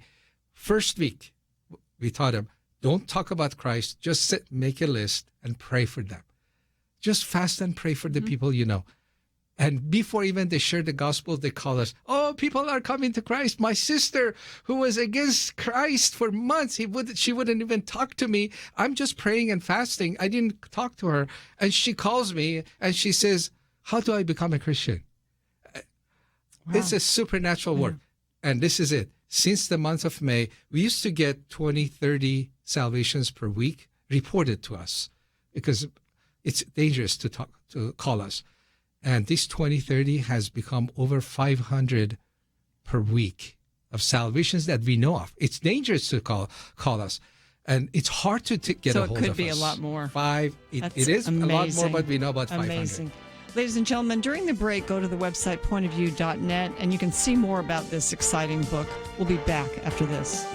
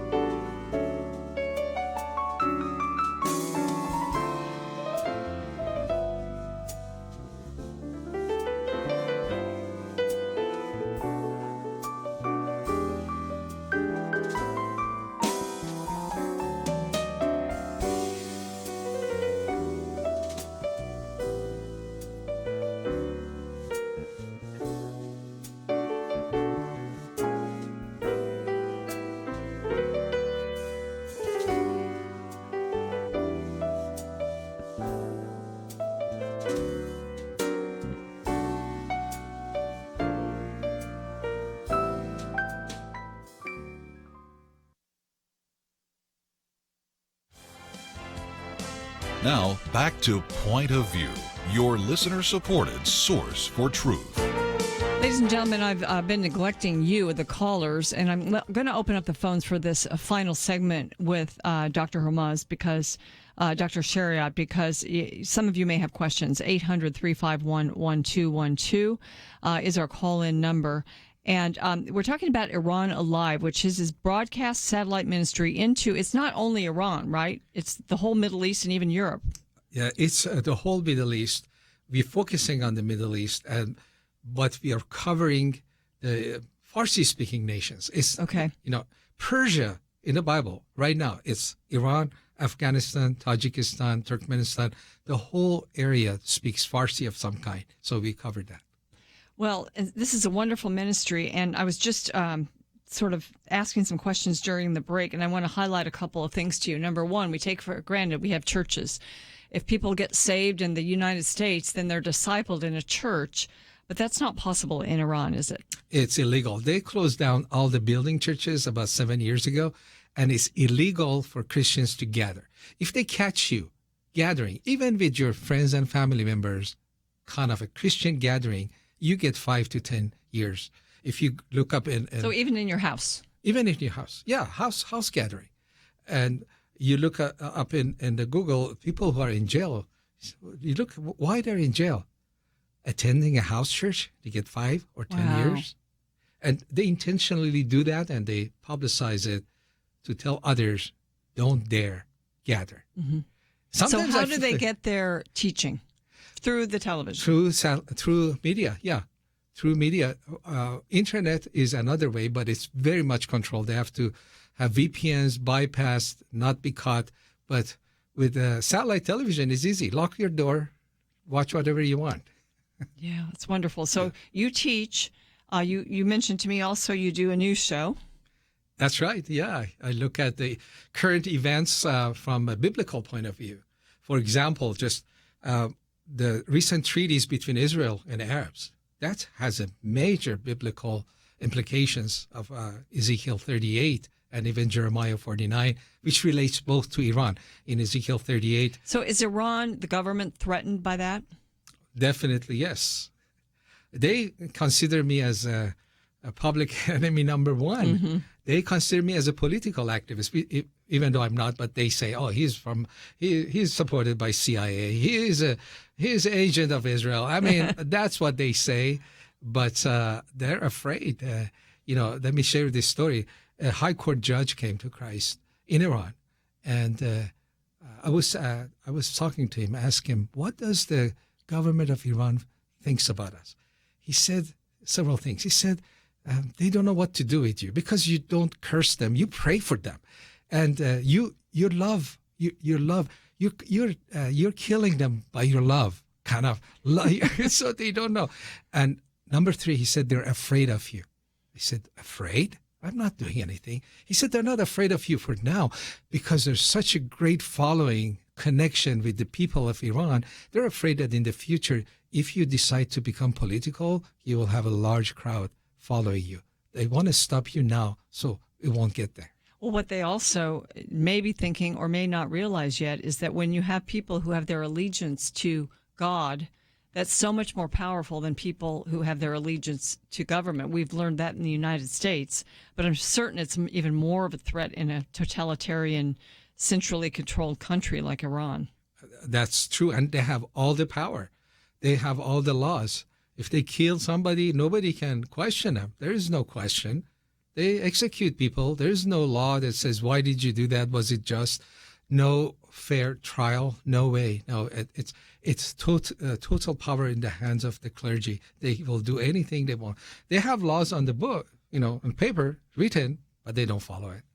So you have programming, but you can't be everything to everyone. So you're adding some other preachers and ministers and different programming to your offerings, aren't you? Of course, yeah. That's how our friends can get involved. Number 1 is prayer. We are facing the dark spirit of Prince of Persia named in the Bible, Daniel chapter 10. And this prince, this dark spirit over Iran is so powerful that it hindered Archangel Michael, who is a warrior himself, for 21 days. So prayer, constantly under attack of all kinds. And then, of course, the financial support. But the number 3 is come and join us, Disciple a Nation. We have a 24/7 broadcast, all these time slots. I'm there just a few little time slots during the week, and I'm inviting brothers and sisters who have media ministries. So certain media ministries that people would know are doing that, correct? Right. There are some who have joined us, Jack Graham in Dallas, and we have Robert Morris, Michael Youssef, R.C. Sproul. We have all kinds of teachers on our channel, and people want more. Mm-hmm. So if you're a good teacher, your pastor is a good teacher, and a media ministry, it doesn't have to be just preaching, anything Christian arts, Christian music, Christian programming. They are hungry for that. And you will have millions of viewers that we have gathered over the last 20 years. There was a recent survey about the viewership in Iran of what people watch, and they had put a name of over 40 channels and people could click, oh, this is my favorite channel. And we came as number one most watched Christian channel in Iran, with over 6 million people saying we watch it daily, and about 20 million watch it weekly. So I've gathered the audience. Come and preach to them. Oh, Come and what preach an to them. opportunity. All right, for people to get in touch with you, your website, it's linked at pointofview.net. We can see your handsome picture, and people can click through. But also just give me a website and a couple ways people can reach you. Well, website is easy, iranalive.org, iranalive.org. And you can go there, find more about us. You can order a book. You can order the book from Amazon, Barnes & Noble, everywhere. But you can Iran's Great Awakening. Iran's Great Awakening. And by the way, I've dedicated the book to the ministry, so I don't benefit from it personally at all. It all goes towards the ministry. One easy way is to text a word to a number. You know, when you text, you put a number, and then you text a word. The number is 74784. So where you put the number of the person, the phone number of the person, just put 74784. And then the word that you want to text is Iran, I-R-A-N. And you get a link, you get some information of how you can proceed to get it. I encourage you to do that. In the book, I talk about my personal journey. I talk about the future of Iran according to the Bible. And the summary is this. Yeah. Iran will be a Christian nation according to Jeremiah 49:38. That's the prophecy segment. And at the end, I propose a strategy of how do we get there. So I encourage you to read, not just to read, get involved. This is history in the making. History in the making. God is using you, Dr. Shariat, to make history. I mean, they call you the Billy Graham of Iran, but really, it's God. It's the power of the Lord. And I think I thank you so much for sharing your story to help us understand how He really uses people. And I'd ask you how we can pray for Iran, but we actually are coming up on the end of this segment, so we'll have to let people. Actually, a few people are now beginning to also call in to talk about it. But I really want to say thank you for being obedient to the Lord. And if you just have a couple of words of a prayer that you could ask here at the end of the segment, and we'll join you in prayer. Would you pray for the persecuted Christians? But a biblical prayer. Biblical prayer is, God, give us courage. That's what they're asking. They're not asking for protection and not having a hard time. The people of Iran saying, God, in the midst of persecution, give us wisdom and give us courage to stand up for the Lord. That's their prayer request. Amen. And we'll be back. Having civil conversations about important issues seems to be harder and harder. Various media outlets tell people what they should believe, why they should be outraged, and getting people to actually think, well, it can be difficult. Whether it's the gospel, tax issues, social policy, or just about anything else, you need to have solid information and clear thinking to address the hard issues. You need God's truth applied. And that's what you get in less than 2 minutes with Point of View's Viewpoints Commentary, a daily resource to help you be informed and think through the things we need to be talking about. It is free and will arrive in your inbox each day when you visit pointofview.net/signup. Sometimes we know we should say something, but we're silent because we're not quite sure what to say.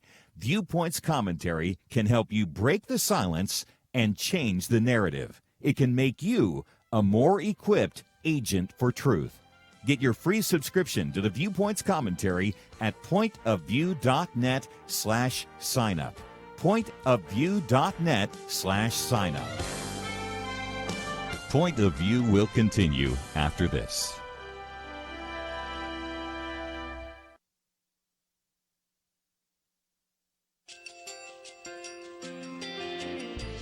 I just want to thank you so much for all the wonderful programming you have. They're just absolutely fantastic. I recently started listening to Point of View, and I really found it interesting because of the different subjects you cover. Thank you for that. I really appreciate everything that you do in keeping us informed. Thank you, Kirby, for everything that you have been doing. I appreciate all the work that you're doing, advocating for the Word of God. Thank you so much. Point of view, I think, is absolutely necessary because it's a Christian perspective, a biblical worldview perspective, and receive very current, up-to-date information about what is really going on, week to week in our culture, which is changing so rapidly, and yet it's morally sliding backwards. Yeah, I'm just, first of all, I thank you guys. Y'all's program is wonderful, and enjoy it every day. I learn so much every time I listen to it. Point of View Radio Talk Show.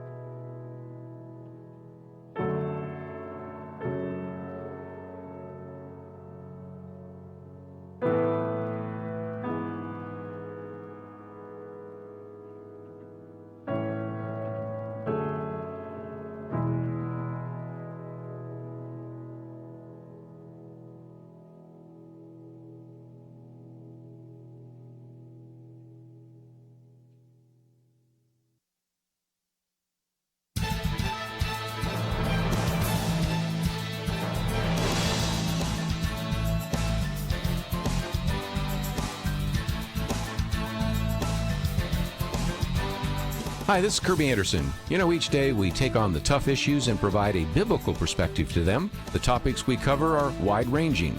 Apologetics, theology, prophecy, creation and evolution, intelligent design, marriage, family, child-rearing, the millennial generation, trends in society, politics, economics, business, religious liberty, the Constitution, public policy, foreign policy, military policy, tensions in the Middle East, abortion, homosexuality, pornography, sexual ethics, media, technology, history, and America's godly heritage.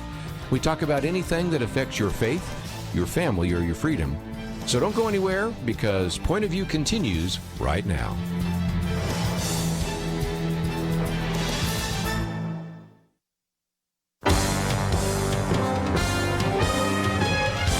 Across America, live.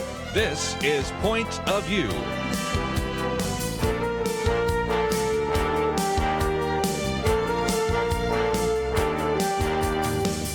And now, Penna Dexter. Welcome back to Point of View. As we move up into the campaign mode, as if we've not been in it for the last year, we're in a very different and interesting situation, especially with a president who's now got coronavirus. But he's been very open, in a sense, ever since he was diagnosed less than a week ago, with his medical news and also his recuperation. And he seems to be doing okay with all the medication he's on. It seems to have worked. He's working in the residence area of the White House. And he's been pretty open about it all. As a matter of fact, he gets kudos from some for his fearlessness, and he gets critique from others for exposing people to the virus, like his Secret Service or the housekeepers at the White House. And so, whatever this president does, it's never done in a timid way, and he always evokes a reaction. I'd love to know yours to just the way it's all being handled right now with regard to the president's recuperation and the way he's running the country in these days where he's actually recuperating. 800-351-1212. We'd love to hear from you on that. We haven't had a lot of opening of the phones during the show today, so I want to hear from you. Later in this hour, we're going to talk about vote fraud, and specifically with regard to places where seniors live, which tends to be a very vulnerable sort of mix of situations. You've got people sometimes that need help with these mail-in ballots. Most of them do get either an absentee or a mail-in ballot. And then you've got people that don't have, some people are very helpful and honest, but you have a lot of people who don't have the best intentions at heart, want to affect the election by doing things like vote harvesting and changing people's ballots, filling it out for them, deceiving them in one way or another. And then there's the whole idea of ballots not even getting to their destination. So there are ways to guard against this and protect these senior residences from this. And Lori Roman from the American Civil Rights Union, the American Constitutional Rights Union, the ACRU, she will join us later in the program to talk about that. They've got an effort going on. They got a tip that there was going to be some malevolent vote harvesting going on across the state of Florida, and they actually are in contact with thousands of nursing homes and assisted living facilities to help prevent that. So that makes a big difference in the election. I do want to talk about President Trump's, what I think is fearlessness. As a matter of fact, Tony Perkins of Family Research Council wrote a piece called, it's in their update, Trump tests positive for fearlessness. And he referenced when, I don't know if a lot of you saw Chris Rock, or at least something about Chris Rock being on Saturday Night Live, and he said, "My heart goes out to COVID." And what he said was taken in a couple different ways. The White House, actually, Tony says, probably chuckled in agreement. If there's one person the virus probably regrets infecting, it's a fighter like Donald Trump. And he's been confronting the virus head on. Some people think it's irresponsible the way he's been speaking about the virus, that it can be defeated, and that we've developed a lot of medicines in order to do that. But Tony says he's taken every opportunity to reassure the American people And, not discounting the fact that people have struggled with the virus. They've been very sick. People have lost loved ones. People have family members who have had it and actually have lingering effects from it. So understanding matters, but Tony says it does not mean that our country should shrink back in fear and stop living. President Trump said, I'm the president of the United States. I can't lock myself in a room. I had to confront, he meant the virus, so the American people stop being afraid of it, so we could deal with it responsibly. We have made tremendous progress on treating this disease. Fatality rates are very low compared to the beginning.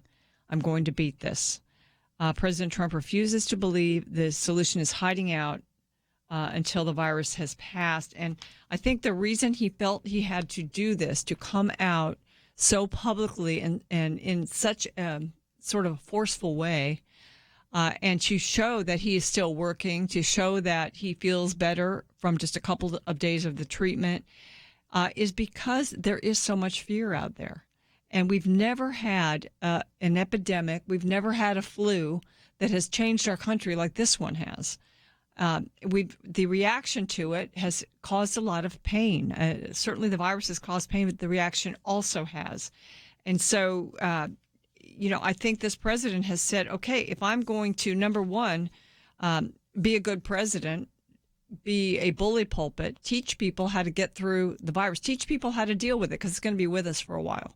I think that's what he's doing. I think the other part of it is certainly is his way of campaigning. He isn't able to go and do rallies, but he can show that the virus can be beat and give people a choice when they look at him, that he's moving on, that he's living his life. Yes, there are risks. Obviously, a lot of people in Washington and in the White House have gotten the virus. Some of them are asymptomatic, like his press secretary, Kayleigh McEnany. She says that she's asymptomatic. And so, there are younger people, especially, that are in that situation. Do we change our whole system and wipe out businesses and affect people's lives in that way over months and months to come? I mean, we've already had 6-7 months of this. So I think he's just really sending a message by doing this. I agree with it. I think it's a good idea, but I understand people out there do not, and they think that it's actually reckless. So I'd love to hear from you. Tony Perkins says, while many on the left have helped really just kind of boosted Biden's hermit-like behavior as a model of safety, it's impossible to govern that way. No president can remain isolated and appear frightened and still command the respect and trust of the public. To his everlasting credit, Trump never stopped being the president out of fear of getting sick, and he actually did get sick. So we are taking your calls, 800-351-1212. I've got a break coming up, so I'm not going to take one before the break. Would you just hold on, and I'll try to get to as many as I possibly can. A lot of people are calling in. But I do want to say that it's, Gary Bauer also wrote about this fearlessness. And he said, free men and women must stand up in the face of danger, not shrink from it. And, really what we saw under the Obama administration with regard to a lot of things about our prosperity and about our country was that he was like managing its decline. He communicated that in many ways. Remember, he said we'd never bring manufacturing back here, things like that. And so Gary Bauer says for the past 30 years, the political left and its cultural allies have been content, if not eager, to manage America's decline. Many of them believe that America was never great, and virtually all of them were unwilling to make the hard decisions that could make us great in the future. Trump came along and rejected their entire worldview, and he's doing it again with COVID, and I think that's why he's getting so much pushback from it. So we want to hear your thoughts on it. 800-351-1212. We'll be back after these important messages. Stay with us for more of Point of View.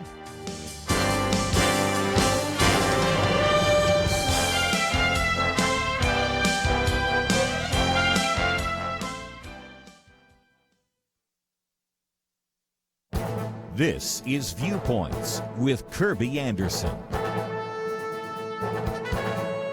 Many Americans are concerned about the impact that social media and big tech are having on society.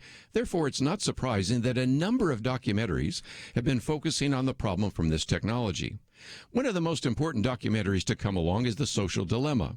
It features an interesting blend of talking head interviews with various big tech figures and a fictional dramatization of what happens when children in one family become addicted to social media. Much of the discussion follows Tristan Harris. He is referred to as the conscience of Silicon Valley. In the past, he worked for Google, but left because he was concerned about the direction of technology and decided to establish the Center for Humane Technology. Near the end of the program, he raises the ethical and philosophical foundation rarely discussed. He concludes that if we don't agree on what is true and that there is such a thing as truth, we're toast. This is the problem beneath other problems, because if we can't agree on what's true, then we can't navigate out of any of our problems. You know, it was a great admission and illustrates the foundational problem confronting big tech in particular and society in general. The assumption running through this video is that there is no absolute truth. Truth is relative, or truth is personal. Relative ethics or postmodern ethics is the ethical assumption made when a critic expresses his or her own opinion. There's no appeal to an absolute standard of right and wrong. The problem isn't technology. Tristan Harris describes the technology as simultaneously utopia and dystopia. The problem is the lack of an ethical foundation to evaluate it. I'm Kirby Anderson, and that's my point of view.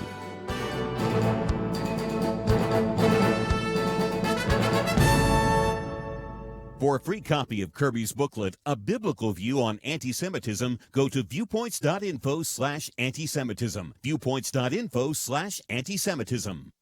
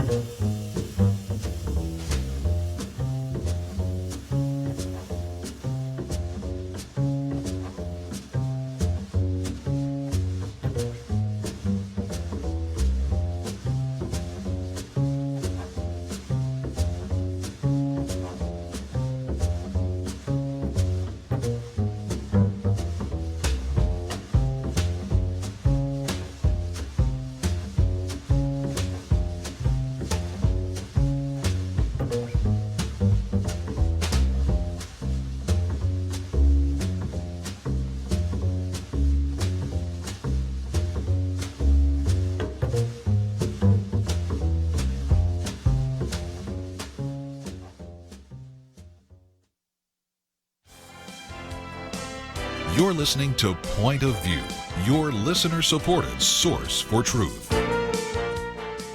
We're taking your calls, 800-351-1212. Actually, we have a full bank of phones, but we will continue to take them as much as we can throughout the program. Let's go to Maine and speak with Steve, listening in on WESW. Steve, thanks for calling in. You're on Point of View. Hi, Steve. Hi, yeah. Hi, thanks for taking my call. I'm a Trump supporter, but oftentimes I'm like, man, why did he say that? Where's the answer? And, I think he needs a lot of compassion for other people who have not done well on this, with this disease. Some humility.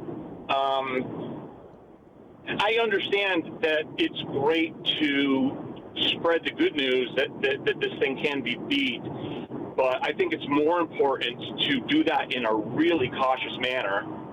And I think that in his campaign was evident in the first debate. That same type of approach to things would go a long, long way with every subject. Yeah, okay. I wanted to mention that I think he has two goals. I mean, you definitely want to win the election. You also want to get the country open. I sense that in these sort of fearless appearances he's making. What do you think?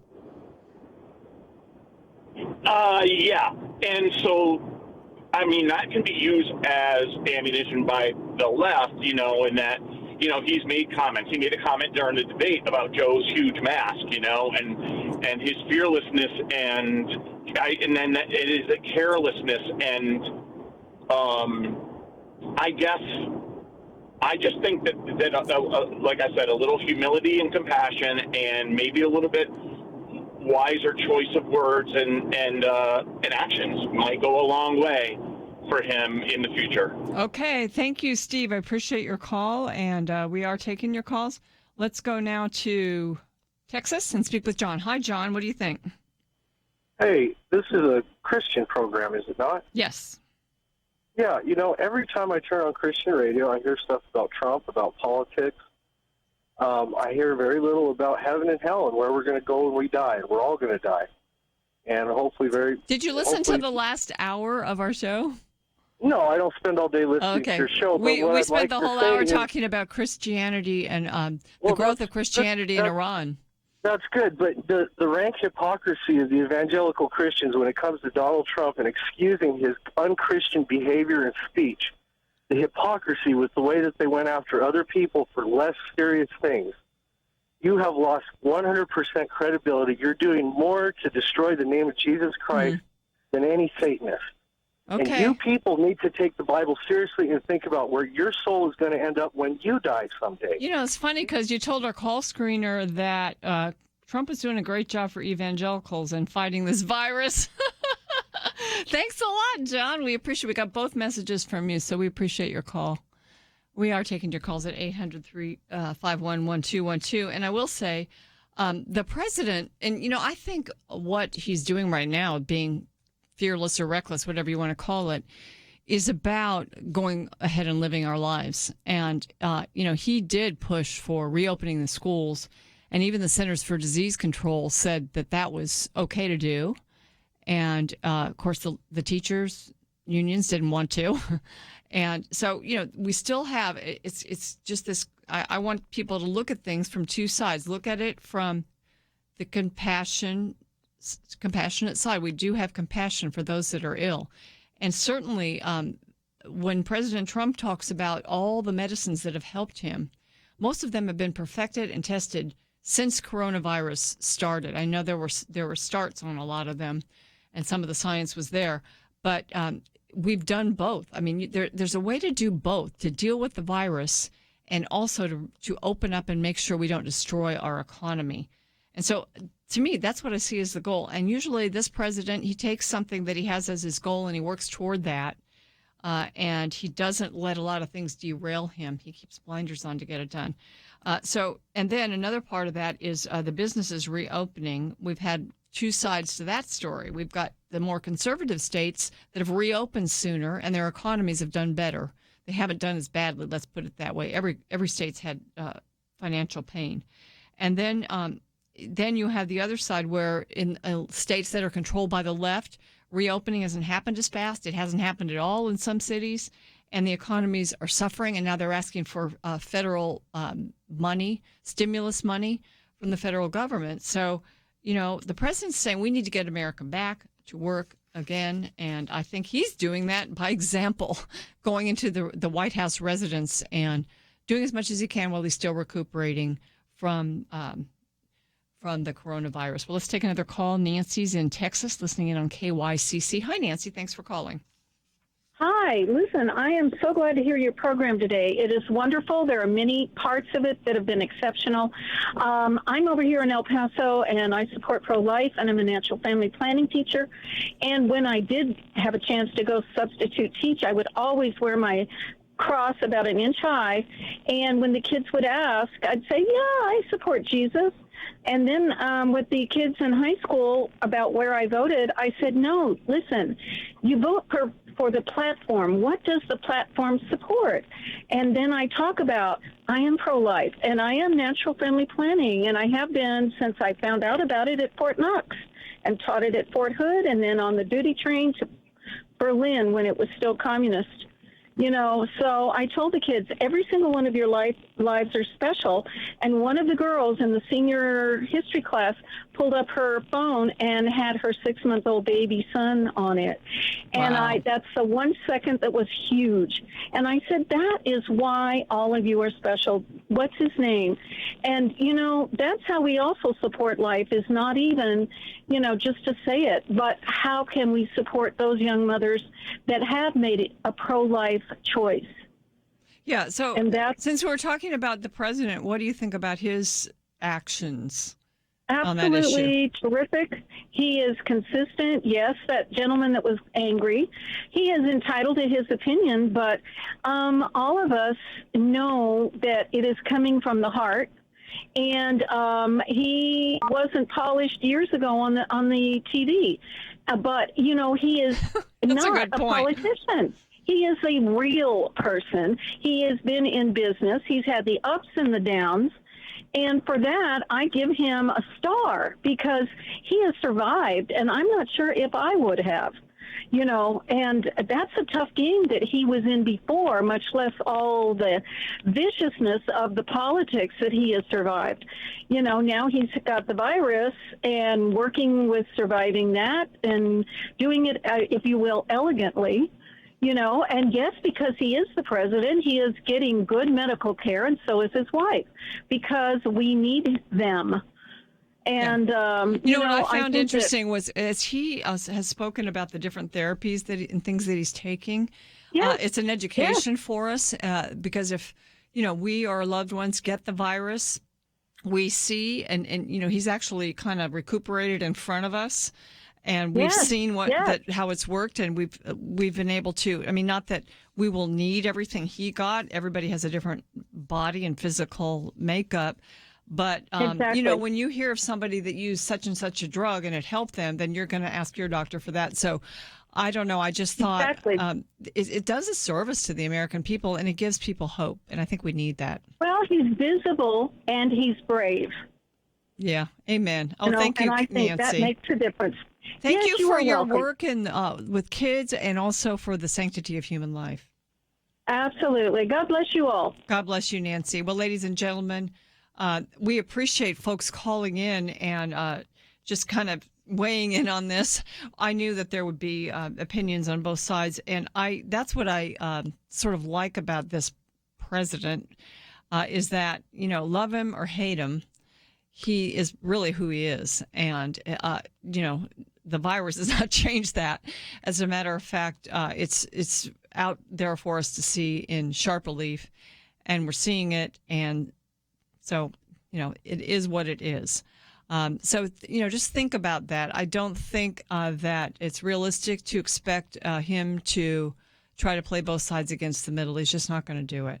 Well, ladies and gentlemen, next up, we are going to talk about mail-in voting, the dangers of it, and how some of that can be perhaps mitigated, how you can sort of be a watchdog for that in your community and what you can do. Lori Roman will be with me. And also, we'll just continue to pray for and preview the vice presidential debate that's tonight. At pointofview.net, I've put an article that might help you to just see what to expect tonight and what the background of all the ways they're doing things, which is a little bit different. So that's there for the break, and then we will speak with Lori Roman after this. Stay with us for more Point of View.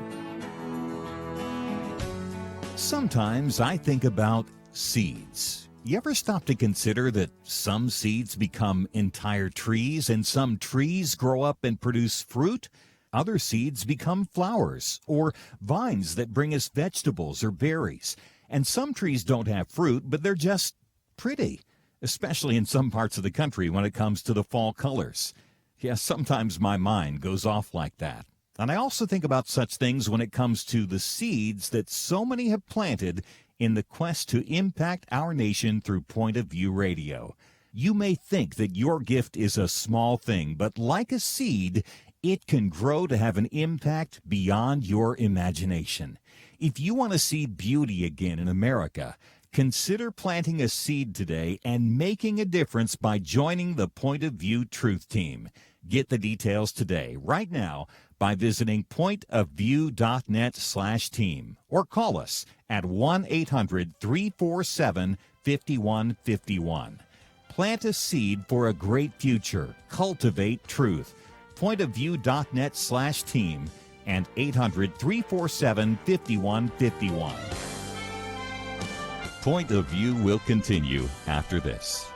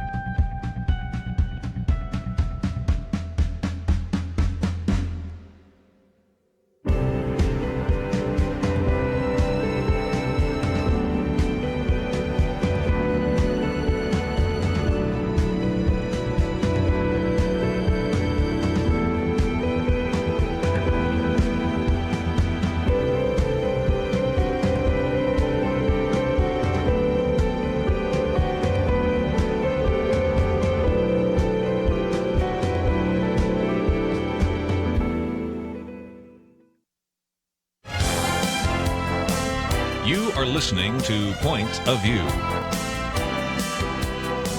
The opinions expressed on Point of View do not necessarily reflect the views of the management or staff of this station. And now, here again is Penna Dexter. In the 2020 elections, we are conducting an experiment in various states across the nation in mail-in voting. It's been precipitated partially by COVID-19, but there have been a lot of people that have wanted to push this anyway.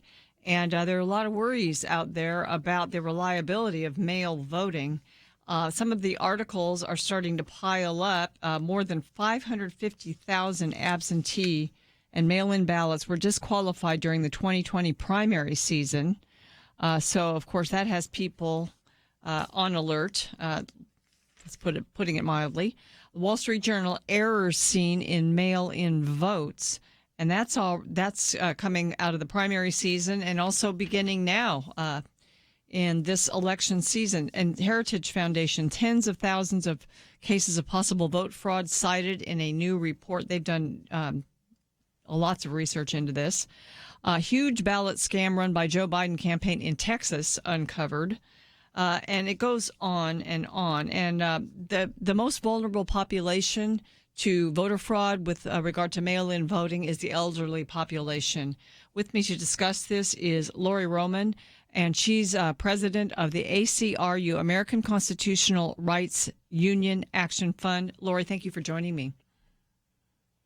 Thanks, Penna. It is great to be with you again. Well, it's good to have you. You've got a great project going here. I think it's needed and can actually do some good. Tell us, first of all, about how vulnerable the elderly, especially those living in group places like nursing homes and assisted living facilities, how vulnerable are they? Well, more vulnerable this year because of COVID. But when we started our project, Protect Elderly Votes, which people can see at protectelderlyvotes.org, when we started this project, we started it last year, getting ready for the election season, long before anyone knew anything about COVID coming. We actually launched it in the beginning of February, before all of the COVID changes came upon us. We already knew, based on many stories throughout different election cycles, that senior citizens would complain that staff at nursing homes would sometimes pressure them or take their ballots and fill them out, or take them and they don't know whether they ever actually got to the polling location. So there had been problems before COVID where senior residents at assisted living and nursing homes were feeling like they were already being taken advantage of, oftentimes by staff, but sometimes by activist groups who found their way into the nursing homes. Well, then COVID hit, and what happened is families aren't allowed in the nursing homes, and the activists also are not allowed in the nursing homes. But senior residents, we wanted to make sure that their votes weren't suppressed. If family members weren't allowed to go in and help them with their absentee ballots and help mail them and do things like that, then they're even more vulnerable because the people they would trust to help them do it are not able to help them. And so they're dependent on staff. And many of the problems that we've seen in the past and now this year actually are from staff who either don't know that they're breaking the law or don't care that they're breaking the law in tampering with ballots.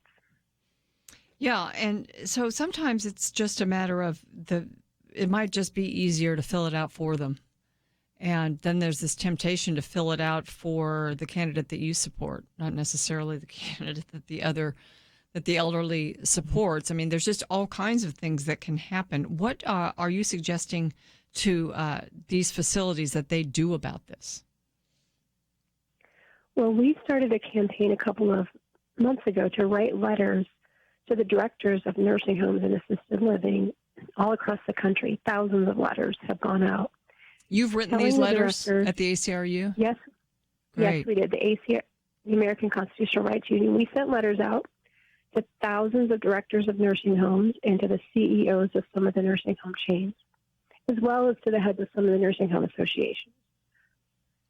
We customized it by state, the letters, so that we could cite, our lawyers drafted these letters, so we could cite the state statutes that apply to those particular nursing homes that protect the residents. And not just the residents, but all voters from fraud and suppression. And so we cited federal laws and state laws and reminded the directors, first of all, of their responsibility to train their staff in order to protect the nursing home residents from suppression. They should be able to vote if they want to, and fraud, people coercing them or tampering with their ballots. And so the first responsibility is the director of the nursing home. If there's criminal activity going on, it's their responsibility to train their staff and make sure that it's not happening. It's their responsibility to protect those residents. So we inform them that we have a vote fraud hotline, and people can find our vote fraud hotline by email and by phone at protectelderlyvotes.org. It's 877-730-ACRU if people want to report known fraud that they have firsthand knowledge of. But we inform the directors that we have a vote fraud hotline, and if we get a tip about their particular facility, we are going to investigate. We will turn them over to authorities if we need to, or we may litigate if the occasion arises. But hopefully it doesn't get to that. We offer them training materials on our website. We offer a senior citizen voting bill of rights. And we tell the directors, you can print this, it's downloadable, give it to your residents, give it to your staff. Make sure your residents know their rights, and make sure your staff doesn't break any laws. So that's the first thing, directors and staff. And then when it comes right down to the residents and their family, we encourage them to understand the state laws and help their family navigate this. And the best way to do this, if these folks can't vote in person, but many assisted living folks can, if they can't vote in person or they're not comfortable and they request an absentee ballot, to make sure that no one touches it, no one tampers with it, no one fills it out in a way that does not recognize their free choice, and make sure no one takes that ballot promising they're going to get it to the polling official. Mail it yourself. The resident or a trusted family member should mail that ballot for them, or drop it off at the polling location. In some places, the election officials will actually come pick up the ballots, which is a great alternative. So you have to make sure it's the election officials, not the vote harvester, right? Yes. So we've gotten tips from our tip hotline, our vote fraud hotline, that the League of Women Voters is, we've actually had a couple of tips about the League of Women Voters, that they are trying to harvest ballots at nursing home and assisted living facilities. And to the best of our knowledge, as far as we can tell, based on our follow-up, it does appear to be true that they are trying to collect, contacting directors of nursing homes and trying to collect absentee ballots in bulk, saying that they will get them to the election official. Obviously, this is not a secure way. It's not secure, and it's sad because the League of Women Voters in most elderly people's minds is trustworthy. You should be able to trust them. Well, you would think so, but if you go to your website these days, you'll see that they're a very left-leaning organization. But a lot of elderly don't think of it. You know, they maybe don't know how to go to their website. Number one, and so that's really. I mean, to me, that's really disgusting. It's a big problem. We've gotten a couple of complaints in Florida about that. We actually had a tip from a assisted living facility in Florida that activist groups, and now this one I can't verify, but the tipster told us it was ACLU and League of Women Voters, but I have to say I haven't been able to verify that, but that activist groups and were waiting in the parking lot for staff members of the assisted living after the end of their shift to talk to them. They didn't know what they were talking to them about, but it seemed rather suspicious because they didn't go through the director. The tip that we got it from was an assisted living that's very well known as a very conservative area, that most of the assisted living folks, residents there, are very conservative. And it seemed to have been targeted by the activists who were trying to talk to the staff members. And once again, if you're bypassing the director, it might be hard for the director to know what's going on, but the director should be training their staff to make sure that they're not involved in any criminal activity. Let me jump in, Lori, because Go we're ahead. coming up on a break, and before the break, I want to remind people of the hotline, which is 877-730-ACRU. If you think there's voter fraud at all, you can call that hotline and they'll help you out. And then check out protectelderlyvotes.org to help the elderly in your life and understand this problem and the remedy. We'll be right back with more of Point of View.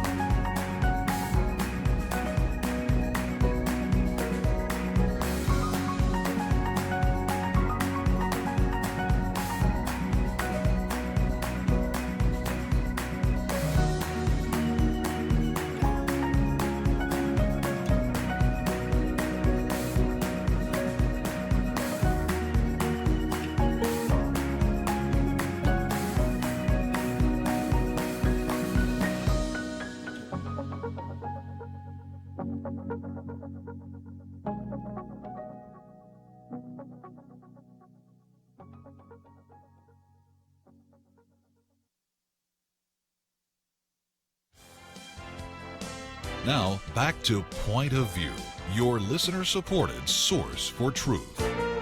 Welcome back to Point of View. Lori Roman is my guest. She is with the American Constitutional Rights Union. We're talking about protecting the votes of the elderly.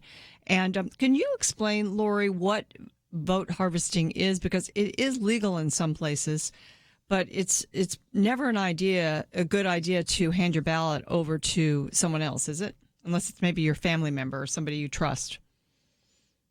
Right. It is legal in some states, and California made it quite famous in the last election cycle. And many people blame it for California having many seats, congressional races that had been for decades Republican, switching over to Democrat in the last congressional races.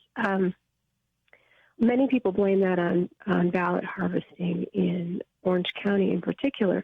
So that just means that in some states it is allowed that groups or individuals can collect ballots from people en masse and turn them in for them to election officials. And obviously that is not a secure way to vote or get your ballot in, and it is completely open for fraud. In California, some folks had noticed that your absentee ballots or your we can talk about the difference between those in a minute too. On the outside of the envelopes, when you fill them out, there's a code, and embedded in the code there's an R or a D. Now, this isn't true across the country. It's not true in every county because elections are handled locally. But some people found that in California, the ballot harvesters could actually tell which ballots were Republican or Democrat just by looking at the outside code on the envelope. And therefore, if they were inclined to throw some away, they would know which ones they wanted to throw away. Wow. So it's a very dangerous way to handle an election. It shouldn't be the law anywhere. I'm sure it's not at all what our founders envisioned when they wrote our Constitution and set up our election process. But it's just common sense. I mean, you just shouldn't hand your ballots over to people. In Florida, where we are seeing, where we've received the tip about the League of Women Voters, everyone thinks ballot harvesting is not legal in Florida. But there's a little loophole. If you don't use paid ballot harvesters and you use volunteers, and you can prove that your people are volunteers, I guess, if sued or questioned about this, that's the loophole, and that's why they're going in, it appears, and going into nursing homes and trying to get the ballots en masse from a particular nursing home with a promise to get them to election officials. It's just we have a campaign as part of our Protect Elderly Votes project called our Stranger Danger campaign. We have radio ads and social media video, which people can see at protectelderlyvotes.org, warning seniors that you taught your kids and your grandkids about stranger danger in order to protect them from people who wish them harm. And now, as a senior, you wouldn't think that you'd have to think about that for yourself or for perhaps your senior loved ones. But when it comes to the election, stranger danger is real. And allowing a stranger to take your ballot, help you fill it out, or process it is a very dangerous thing. Yeah, it is. You know, there's other, I don't know if these fall outside your project here, but the idea that we need to encourage people to vote in person if at all possible. I mean, there's a piece in the Wall Street Journal, I liked it. Holman Jenkins wrote, "Patriots vote in person." And most of my friends, you know, they're not elderly, so it's easier to get to the polls. But really, the COVID scare about voting is, you know, I mean, there's a risk in everything we do, especially during a pandemic, but it's really overblown. And I'm sure that if people go to the grocery store, they're much safer going to the polls than going to the grocery store. So, I mean, do you encourage that? I wrote a couple of months ago. Right, just a couple of months ago, I wrote an op-ed in Town Hall that said if you can go to the grocery store, you can go to the polls. Okay, maybe that's where I read that. We are encouraging people. We do have a social media campaign encouraging people to vote in person when at all possible. Certainly, if you're going to Walmart or if you're going to the store, you're much safer going to the polls where it's much easier to social distance. Yeah. And where the poll workers have been trained, and they're sanitizing and so forth. So, you know, I often think, remember the purple finger with the folks in Iraq who voted? Yes. And I often think, what would our founders think if we said we weren't willing to go vote? Because we're scared. Even with masks, even with sanitizing, because of a virus, when so many of them, you know, they pledged their lives and their sacred honor for this country. and many of them lost everything they had in order to create our wonderful country and our amazing Constitution. And they risked everything. And we ask our 18 to 25-year-old young people to go fight, no questions asked.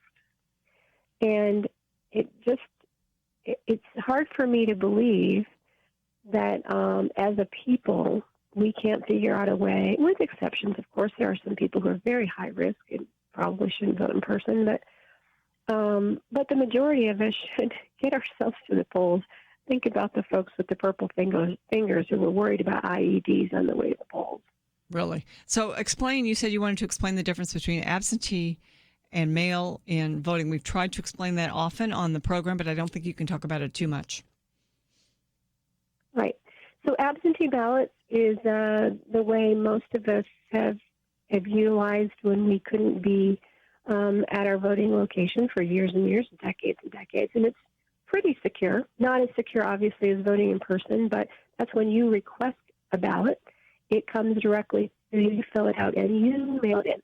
That's simple. It's one ballot. It only gets to you because you asked what you're looking for, and you're keeping it secure.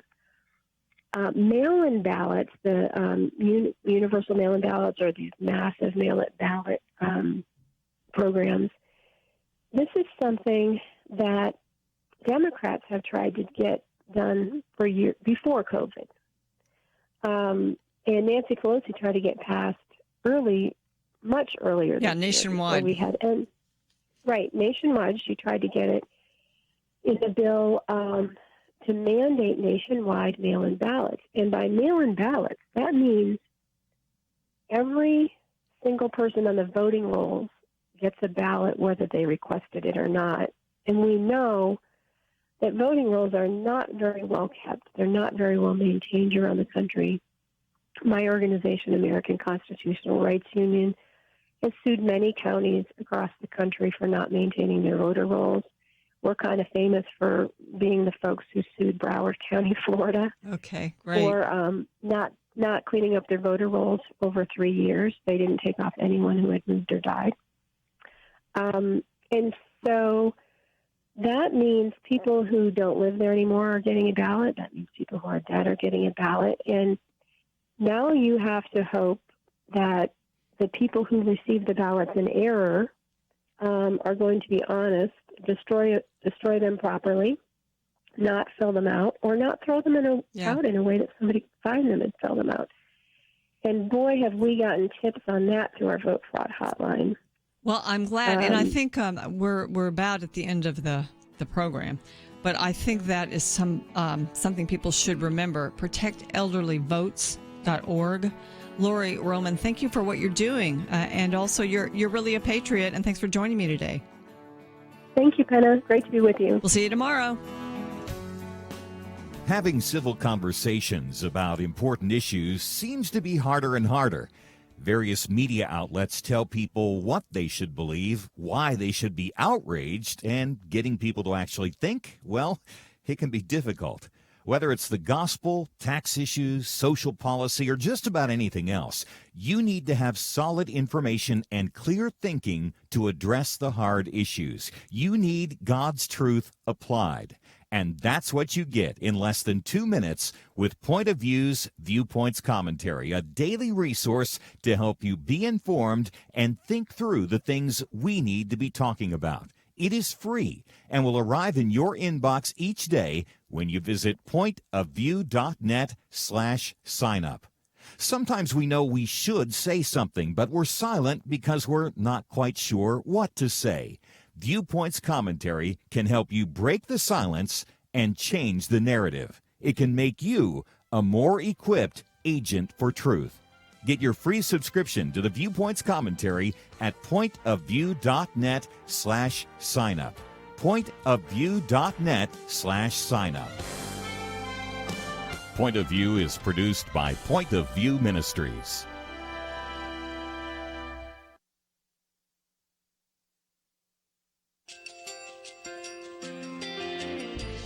I just want to thank you so much for all the wonderful programming you have.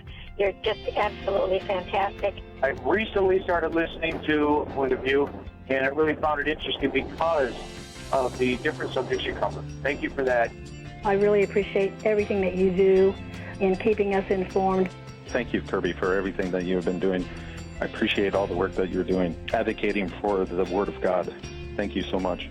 Point of view, I think, is absolutely necessary because it's a Christian perspective, a biblical worldview perspective, and receive very current, up-to-date information about what is really going on, week to week in our